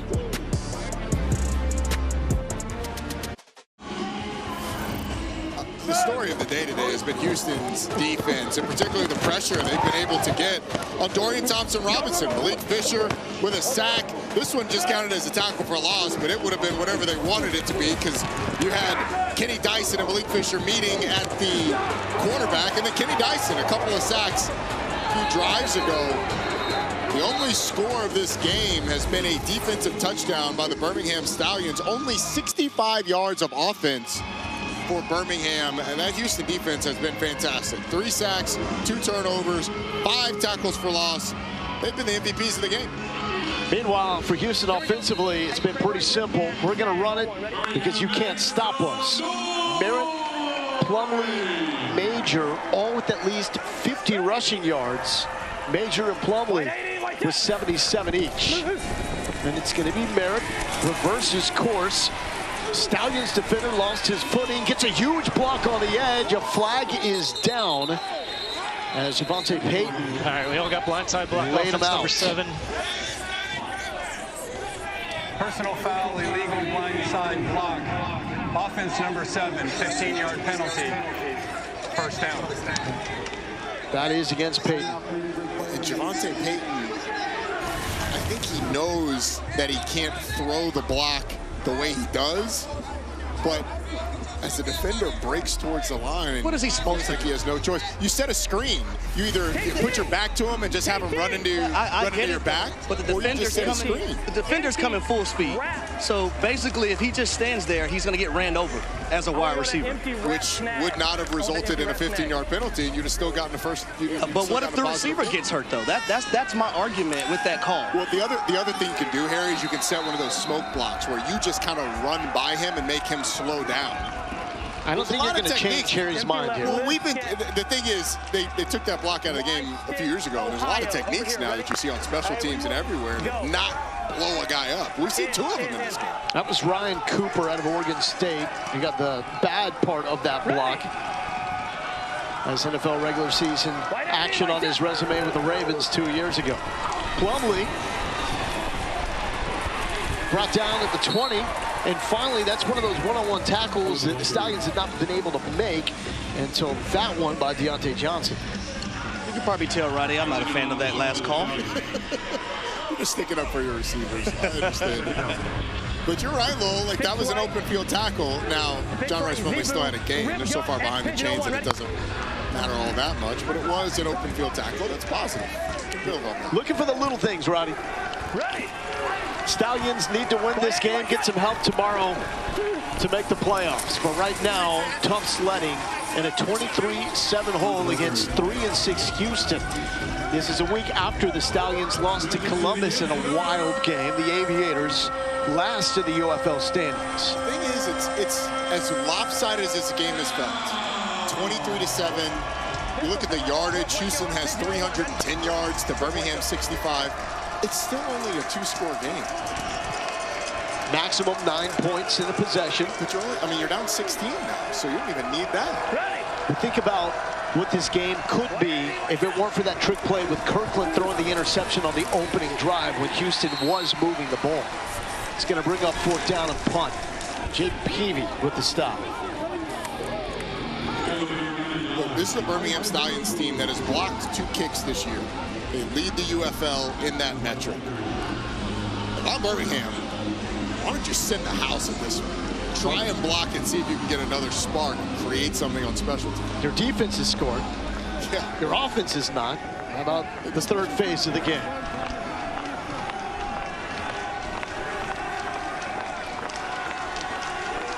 Mike Rivers is the punter. They're coming after it, too. It's going to check up, going into the wind. About the 38-yard line. Clash in Italy hits this Sunday at 2 p.m. Eastern.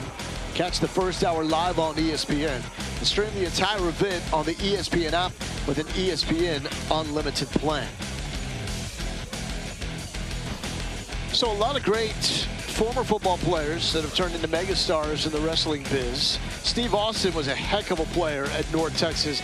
And UNT had one of the great celebrations for turnovers this season, doing the Stone Cold celebration. Not beer, but water. It was still effective. Why is it always the defensive linemen, except for Brock Breaker? Is that where the athletes are? Oh, I don't know about that. This pass is jumped and nearly picked off by Quentin Newsom, former black shirt from Nebraska. You're right, your guy Roman Reigns got to be coming up, I mean, combination-wise best, right? I mean, Rocky Maivia didn't, no offense, do a ton at Miami as a defensive lineman, played some, but Bill also had some great Goldberg. players around him. Yeah, you know, Roman Reigns was an all-ACC guy back when he was Joe NOI. I would have to feel like, as far as level of player, level of wrestler, he has to be at the top of the list. Absolutely. He's probably the best of both, honestly. Low throw, and that was to the second leading receiver in the UFL, Jadon Mickens. He is still stuck on one catch for this game. What's going on there, Harry, when he's trying to find Mickens? Well, he's aiming the football instead of just relaxing and throwing the football, making sure your feet are set. And you throw it with some confidence. I don't think he's throwing with confidence right now. And it kind of reminds me about his first NFL start, guys. I called this game with Steve Levy on ESPN Radio. It was the Cleveland Browns versus the Baltimore Ravens. And what I'm seeing right now is exactly what I seen a few years ago on that day. Easy, 74, 74, get 28, yep, wait, sit down. Dorian Thompson-Robinson, leading passer in UCLA history, more than 10,000 yards. He's flush there. Malik Fisher didn't get him. Now he just heaves it up. Will this be another grounding? As we had one early in the game, but you heard the call outside of the pocket. Fourth down. Third straight 3-and-out for Birmingham. And this is coming off that spark with the Alex Cook pick six. Yeah, this is the guy in Dorian Thompson-Robinson right now that's feeling the pressure that Houston has been able to bring. And really the past 2 weeks, he's been under pressure. Columbus really got after him last week, and it started to bother him. And so once he sees a little bit of color in his face, he gets happy feet, starts chopping. And even on that second down play that Harry was talking about, I mean, his momentum, his weight is falling away from his target, which is why that throw ends up low. Well, there's no run game right now for the Stallions. Kirkland making a man miss, spinning, stood up, brought down at the 9-yard line. But let's go back to that second down play. And you would love to see the quarterback's momentum going this way when he throws the ball. But watch Dorian Thompson-Robinson fall away after he releases this ball. And that's why it ends up low. You can see the step, his weight is taking him back. If he's stepping forward into that and driving it towards the receiver, then you can drive it into the numbers. Instead, because of that pressure, he's kind of falling away from the throws and trying to muscle it there. The ball's just not able to get there. So the technique of DTR is starting to betray him a bit. Jordan Rogers would be so proud of that breakdown right there, Rob. I agree. From an A-back, nonetheless. You know, sometimes you try and act like, you know, I can play quarterback too. Hey, you guys mind if I go back to our previous conversation a little bit earlier? I didn't want to disrespect Ron Simmons. Farouk, obviously, in the WWE Nation of Domination. Probably the best player of anybody that we're talking about. Linebacker at Florida State. Never made it to where Roman Reigns, Rocky Maivia, Stone Cold Steve Austin did in the wrestling world. But as a player, I might have him at the top of that list. That's fair. How many offensive linemen do we see make that jump from football? I'm just going to throw it out there and assume that like King Kong Bundy and Big John Studd did play offensive line, even though I don't know that. Tugboat, probably an offensive lineman out there. I think Undertaker and Kane could have been on the edge of the offensive line. Kevin Nash, probably a little too tall, but big, sexy. Well, Kevin Nash was throwing TVs in the Marriott Marquis from like 34s up during the SEC tournament. Offense number 64, right? Yeah, number 64. My flag is going to be more accurate right here. That's kind of rude. Holding. My flag is going to be more accurate. 64. Half the distance to the goal. Second out. Who said there's no humor in the O-to-O, the official-to-official communication? That's kind of rude. My flag's more accurate. It goes against the left guard, Victor Kern for Houston. And so second straight penalty-riddled drive for the Gamblers. They need all the points they can get. Have not scored a fourth quarter touchdown since week number 2 in their win against these Birmingham Stallions. 3rd and 7 under a minute to play in the 3rd. And they will go back to the ground. And really not much there for Jalen White. So right now, Birmingham's down 16. Houston has not scored a fourth quarter touchdown since week 2, as Pam loves to bring up as she's rooting for the under and no points. We've got a Birmingham offense that hasn't been able to get going. It's going to be a very interesting fourth quarter. Can Birmingham get anything going? Because you've had 2 drives where if their defense is able to get off the field, they're going to give them pretty good field position. This is a big 3rd down right here, because basically if you can have Houston punt in the back of their end zone, you're pretty much going to get the ball at midfield. Here's the string to Kai Loxley, and Loxley makes his first catch of the season. It's going to be well short of the line to gain. Fourth quarter coming up. Stallions, it's now or never. If they want to make the playoffs, they must win this game, then get help tomorrow. Problem is, outside of Alex Cook and the stiff arm pick 6, they got nothing going.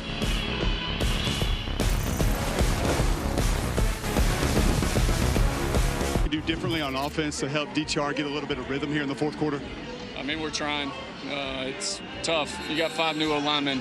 I mean, we've lost 4 O-linemen in the last 3 weeks. So we got 5 new guys. We're trying to let these guys build some confidence, but I mean, it's tough. They're new players.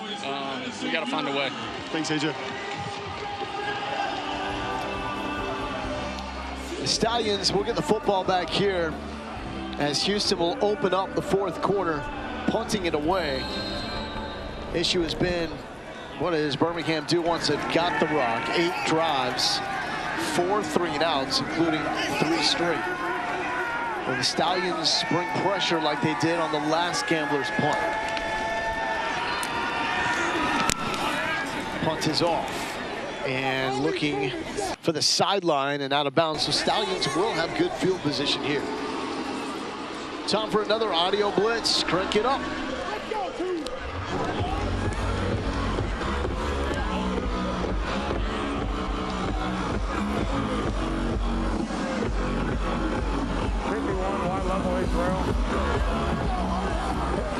Yeah, you got the rail.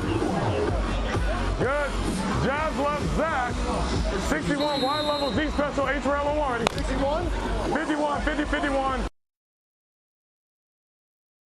Yeah, rip hard. White. Hey, B. Sit up. Hey, what's up? Back. Oh my, come on, Shante! You gotta get on your horse! I know. Started early, too. Nobody peels with the back. I got you.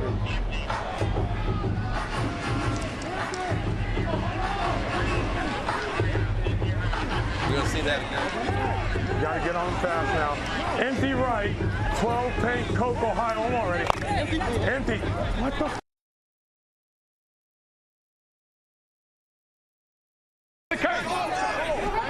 Ohio. Wide.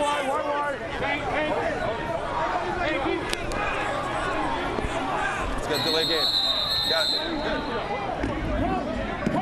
Timeout Birmingham, their first of the half.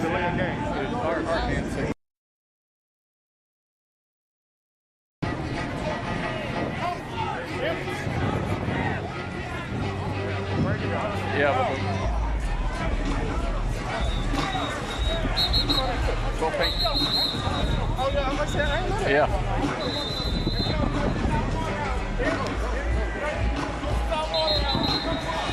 Hey. Ohio over here. Empty right, Ohio. 12 paint Coke on 1. 12 paint Coke. 12 paint Coke. Yes. 19. Yeah, go to 19. White. Sit up. And hey, what's up?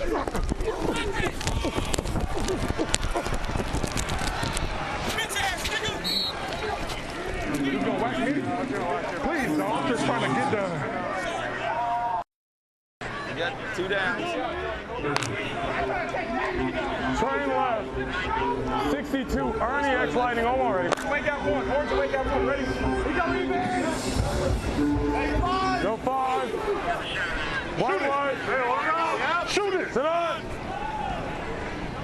Hey, what's up?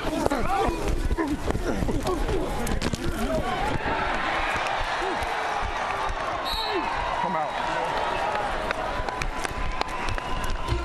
TTO Express is called by number 0. Eric McGowan. That's a Stallions first down.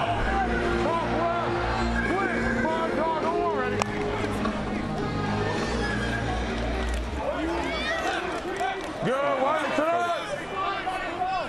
Hey, what's up?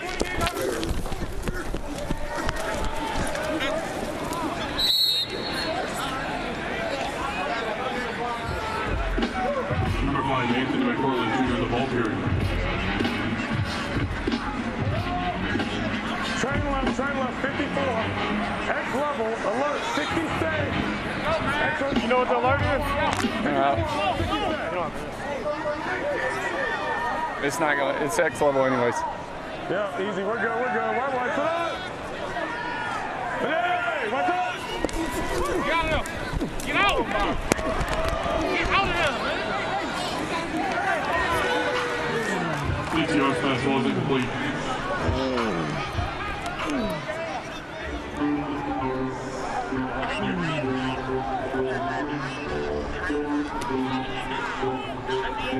Train left, 62. Dusty, X Lightning on already.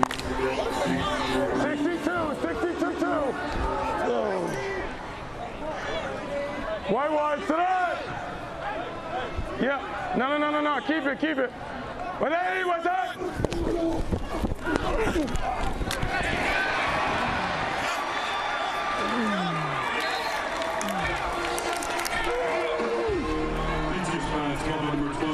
And that is the connection that Dorian Thompson-Robinson has been looking for all day. Jadon Mickens, only his second catch, and we're talking about the second leading receiver in the UFL. Stallions need to punch this in and work with urgency. Their only path to the playoffs starts with a win here in this game. Then they need DC to win tomorrow and Louisville to lose. First things first. TTR, end zone, back shoulder, and a beauty. Kyrick McGowan has his first 2 catches of the season on this drive, culminating with the touchdown. Finally some life for this Birmingham offense, and they will certainly go for 2 to try and cut the deficit to 8. 2-point conversion from the 2-yard line. 61, Jeff F. Ernie, X-Fade on already. X-Fade! All right, so he's going to have a fade down to the bottom, but if he likes it, he'll have a combination to the top as well, depending on the look. Stallions over 2-point conversions this season, and that's nearly picked off by Eugene Asante. He's had an active afternoon, but the Stallions ain't done yet. A perfectly thrown back shoulder fade gets this offense in the end zone for the first time today. Now, can they get a stop? Back live at Protective Stadium, Gamblers 23, Stallions 13. Stallions quarterback Dorian Thompson-Robinson with me. Take me through kind of what you saw, how you were able to get things moving on offense that last drive. Yeah, I think just the biggest thing is just keep going forward. I think you look at all those drives in the first half where we stalled a little bit, it's going backwards, either penalties or sacks or whatever it was. So just cleaning things up mentally, making some adjustments at half, and then coming out and playing clean football. Thanks, TTR. Yes, sir. 23-13, Gamblers lead. A team that has been an underdog in every single game this season has a chance to send Louisville to the UFL playoffs. Is that a UFL record? Has any team ever been an underdog in every game? Well, I don't know what to say about that because it's a pretty dubious distinction. It's got to be a record. At least ties a record. Yes, that it does. Here's Caden Davis. Oh, he's slippery. Davis bouncing to the 30, to the 31-yard line. So the Houston offense was churning the legs of that man, John Rice Plumlee. But lately, past 2 drives, a couple of punts, 21 total yards, and only taken 3 minutes and 35 seconds off the clock. It's the 4th quarter, the quarter in which the Gamblers have not scored a touchdown since week 2 against the Stallions. 6 total 4th quarter points in the last 7 games. We're going to go back to what they had at the beginning of the game. Get John Rice Plumlee out on the perimeter and let him try and complete a pass. Perimeter, coming back and just biting it and eating that sack. Credit Kobe Jones. So the difference now, as opposed to the first half, is in the first half, Deontay Johnson and the contained players were going that way. This time he goes up the field and cuts off John Rice Plumlee, so he's not able to get outside. It's a simple distinction, but a big one, because in the first half, so many times on plays like that, they'd have a free player outside the box, but John Rice Plumlee was still able to get outside. Low snap, Plumlee handles it. Wide open on the sideline, incomplete to Lawrence Keys, cutting it back. It tripped up at the 45-yard line by Hudson Clark. 29 yards to the former Tulane star. This time the play action draws up the safety. The corner goes deep and nobody goes with the wheel route up the sideline. It ends up being wide open. So right after making a great play on the edge, you turn the slot loose and Houston has a big gain for a first down. And that corner on the island, he's in a lose-lose situation. Well, somebody's got either the nickel or the safety has to run with the switch with the rail route up the sideline. Jalen White in the belly, but he's gobbled up in the backfield by Jaden Peavy out of Texas A&M. Second and 12. Sorry, left hash. Okay, here we go, left personnel. We're going to go pistol, fix left off. Ron Waco Z pigeon at a pistol. Pistol, fix left off. Ron Waco Z pigeon. Tell pistol. Pistol, fix left off. Ron Waco Z pigeon on 1. Ready? Yeah. John Rice Plumlee making his first UFL start, first professional start since his final game at UCF a few years ago.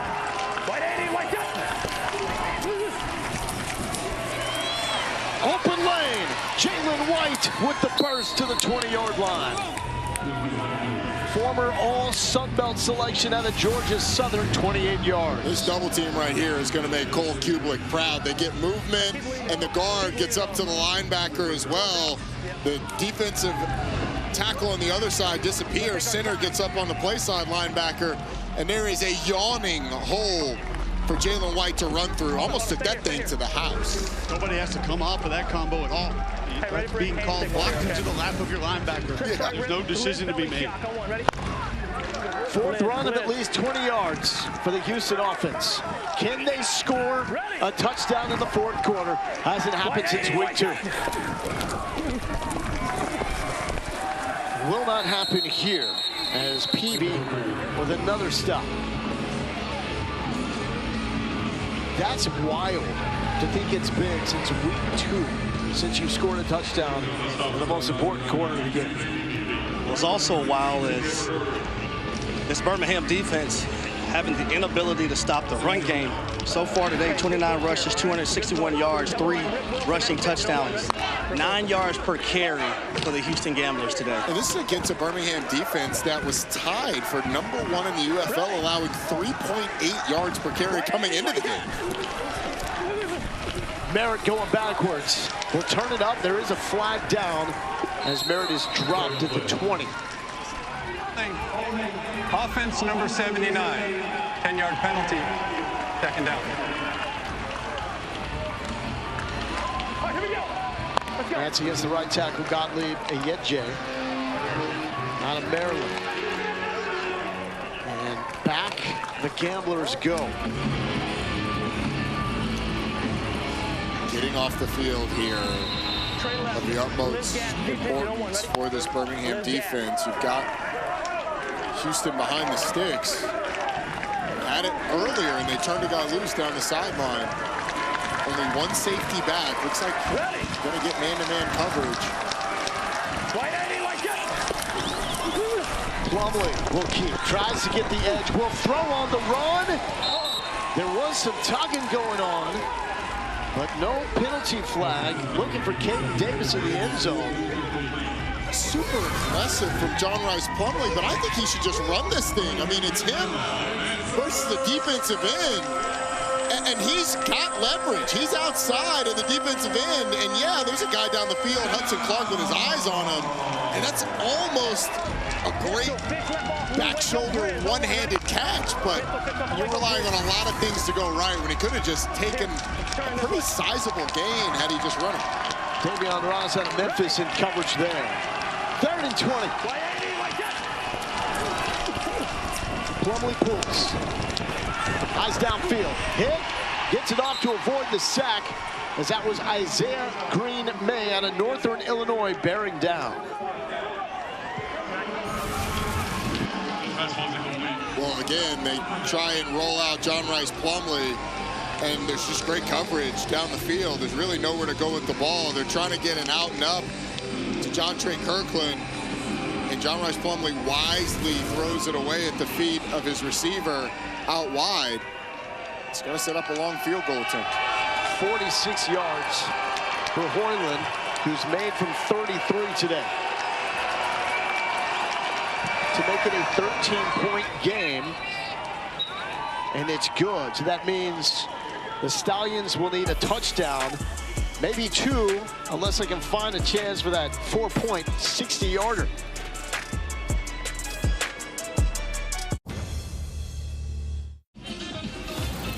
Well, last drive for Dorian Thompson-Robinson found a little bit of rhythm. They got him going with the quarterback draw. One of the first times we've seen him get loose in the run game. But here, he hits his back foot, delivers the football, and then the back shoulder throw to Kyrick McGowan, who made 2 great plays. His first 2 catches of the year. First one ends up in a nice catch and run. Second one ends up in a touchdown. I expect them to throw it to 0 a little bit more. Last drive, 7 plays, 49 yards, and 325. They had 65 yards of total offense before that drive. John Rice Plumlee, in large part, has been the better quarterback today, but DTR has not gotten a lot of help from the offensive line, hasn't gotten a lot of help from the receivers until that last drive. And he's had Malik Fisher and Kenny Dyson breathing down his neck all game long. Deion Kane gets it to the 23-yard line. A flag is down.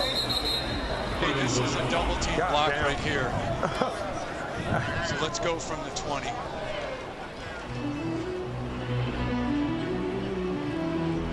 Illegal double team block. Receiving team number 80. Half the distance to the goal. 1st and 10.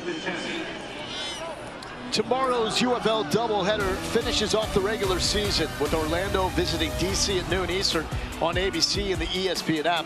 Then Louisville heads to Columbus at 6 on Fox. The United Football League this season went without divisions and conferences to get this. Late season playoff implications, and that's what is staring A.J. McCarron straight in the face. The scenario for the Stallions, they need to win here. And then DC to win tomorrow, Louisville to lose. That's the only path as Mickens gets up, gets the first down to about the 26-yard line. That's the only path for the Stallions to make the postseason. If they lose this game, Louisville joins DC, Orlando, St. Louis in the postseason. Starts with the next couple of drives. Birmingham is going to have to operate with a little urgency here as we've got an injured player that'll allow them to regroup. But 5 minutes and 30 seconds left on the clock. You're down by 13, so you need the ball twice. You'd like to score quickly to allow your defense an opportunity to get the ball back to your offense with enough time to go have another drive. And just a reminder for those that are new to the UFL, in the 4th quarter, when you score and you are down or tied, you can elect to go for a 4th and 12 play, and if you get it to the 40-yard line, you retain possession and the drive continues. So there is plenty of time for the Stallions. But it's go time. DTR lets it fly. Sideline open, nearly picked off. He was looking for Mickens, the go-to man. A mere speed with the breakup. And this was going to be an aggressive throw no matter what. Sort of an out and up by Jaden Mickens. And he gets behind the corner, but the safety's over the top. So that ball has to be driven over the corner and get down before the safety. I mean, that is a throw that takes elite ball manipulation. Dorian Thompson-Robinson, just a little underthrown, fortunately not picked off. Yeah, that window he's trying to throw it into, we call that the honey hole. And you better have an arm like Aaron Rodgers if you're going to make that throw. Inside pressure, dumped down this new Connor, slips a tackle. Here's his stiff arm, and will not get past Marvin Moody. And Harry, that honey hole on that play was about as small a honey hole as you would ever take a shot into. You're talking about, you know, Aaron Rodgers, Matthew Stafford, Josh Allen, Patrick Mahomes. Like, that's the arm that you have to get that ball in there. That's right. TD, you got to look early. Wide to that. Third and 9. Backside pressure. Thompson-Robinson felt it, but could not get it complete to the crossing Jabri Barber. 4th and 9. Does the offense stay out? You have to. No, the punting team is coming out. There's not enough time. Especially with the way Houston is running the football. Stallions only have 2 timeouts remaining. I mean, the playoffs are on the line here. You need 2 possessions. Like, we got nobody. Yeah, we're trying to fucking wing it. We had Donovan playing. I know. 7th punt for the Stallions. Watching their postseason hopes slip away. Louisville getting close to celebrating their spot in the UFL playoffs. They probably feel a lot better after that decision to punt by the Stallions. So the playoffs were to begin right now. The number 1 seed is locked in. It's Orlando. And this is assuming right now means the Gamblers beat the Stallions. So it would be Orlando and DC on one side of the bracket, St. Louis and Louisville on the other side. And that St. Louis-Louisville matchup looking more and more intriguing with the way these teams have played in the late season. When you look at how St. Louis performed last night, that offense was a little bit of a rough watch. Sloppy. So that Louisville team is dangerous. And you hope that Birmingham wasn't punting on the season with that punt, because now your path to victory is getting a stop here first and foremost, getting the ball back. And then you have to convert that 4th and 12 that you were talking about. If you'd have gone for it and gotten it, you might have had time after you scored to get a defensive stop if you didn't get that 4th and 12, but now you're kind of all in.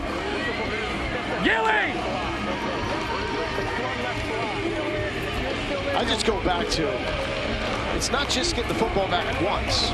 You need 2 possessions. You literally may not have enough time at this point. But it starts with the defense. Like, you got to get a stop. Taking all the time off the play clock before that snap. And no surprise, it's Jalen White on the ground. We know what the approach is going to be by the Gamblers in this final 3 minutes of game action.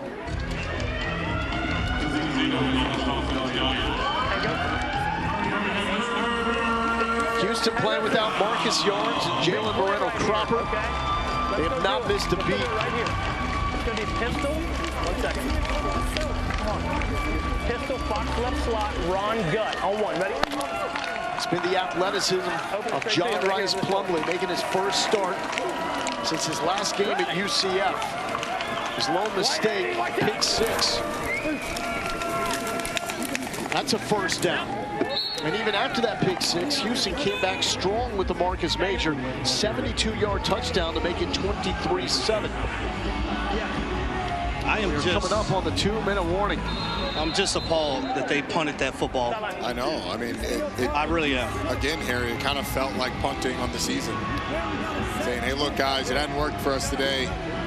It's been fun. We've given up 275 yards rushing.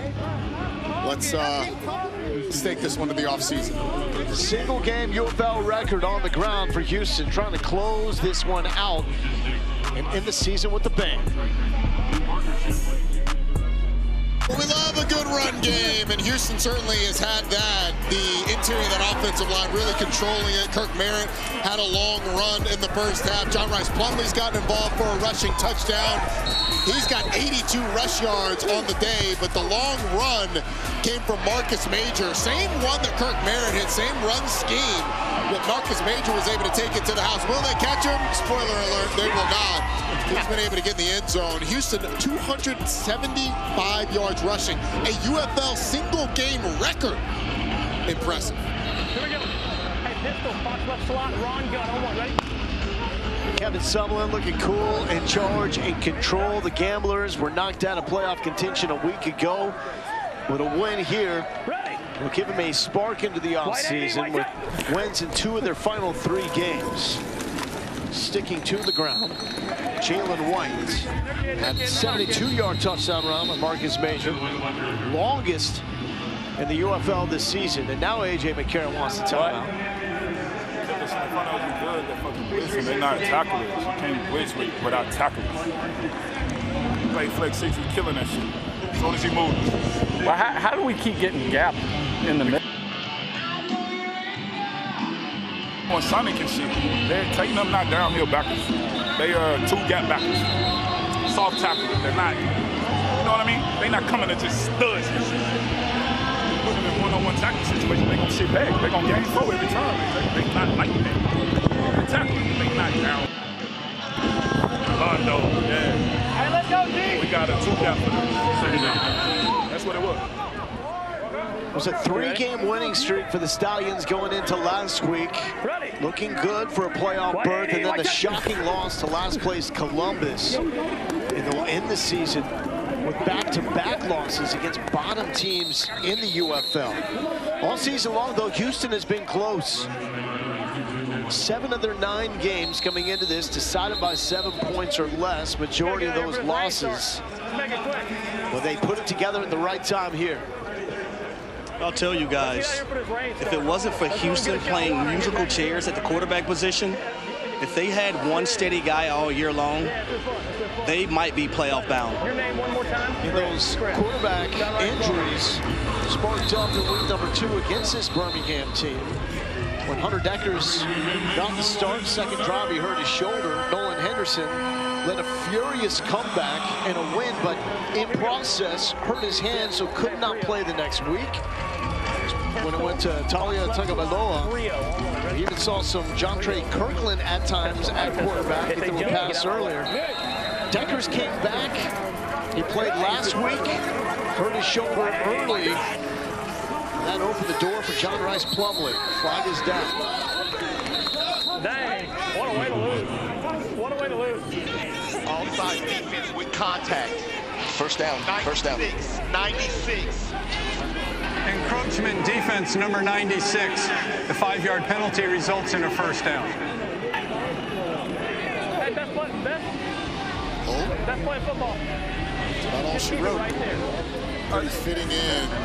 You could hear the conversation on the sideline, at least some of it, between A.J. McCarron and members of the coaching staff expressing their frustration, the linebackers not being able to tackle. Ultimately, this team did not come to play today. Had potential for playoffs on the line. And yes, the struggles in the offensive line were there, but I don't see any of those offensive linemen playing defense where they've given up 282 yards on the ground and big play after big play. Now the hope is for the players on these 2 teams who will watch their UFL season come to a close, is that they have put together enough good film to get a look, to get an invite to camp, and maybe latch on to a practice squad for a year. And if you stay on a practice squad, that's a really good paycheck for an entire year. $200,000 on an NFL practice squad with none of the pressure that comes with having to play on Sundays. And so that can be life-changing for a lot of these guys, and they're hoping for the next step. There's plenty of questions around what happens with a lot of these guys in the off seasons, but the ones that are able to get into a camp and catch on, it can be pretty electric. We know with how aggressive the new owner, Mike Rapoli, has been in the UFL, there's going to be league-wide changes that affect everybody in the off season. That has been based off how you look, how you draw, type of energy and engagement that you've brought throughout the course of the season. It's the emotion for Dorian Thompson-Robinson. Got all the talent. Got to find a way to clear that head when times get tough, you know, and keep believing in yourself. The Houston Gamblers will wrap up the season with the dub, and what that means is Chris Redmond and the Louisville Kings are the final team in the UFL playoffs, joining DC, St. Louis, and Orlando. As we will start the march to DC for the United Bowl, with the playoffs starting next weekend.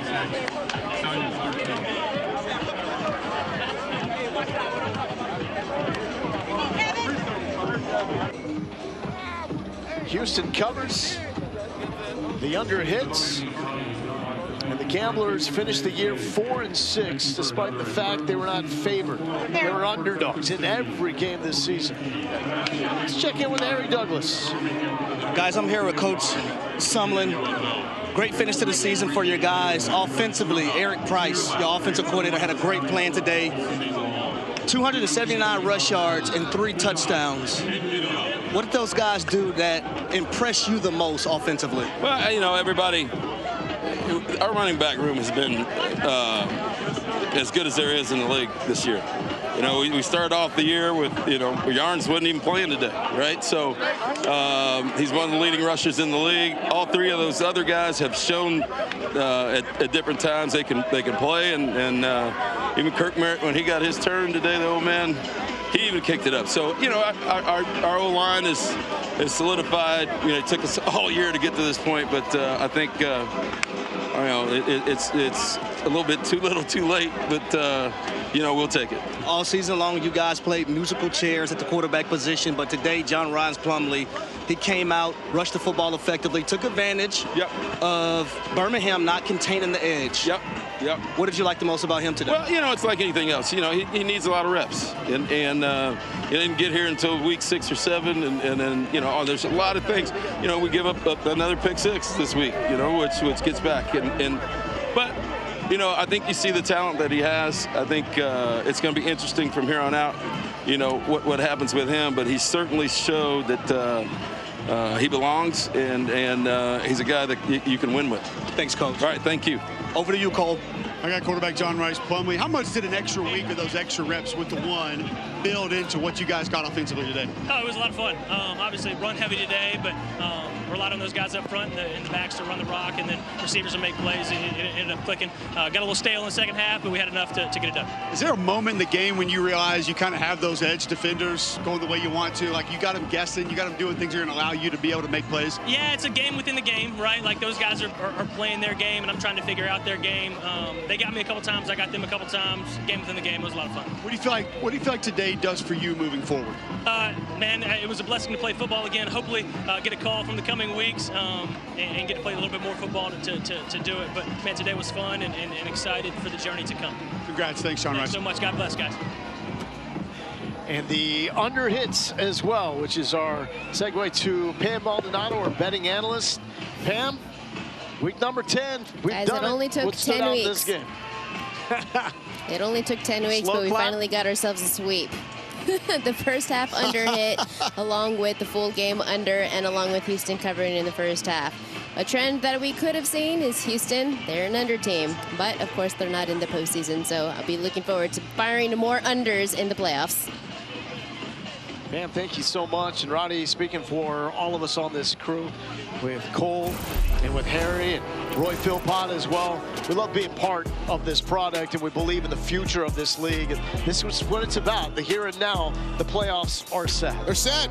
Orlando's certainly the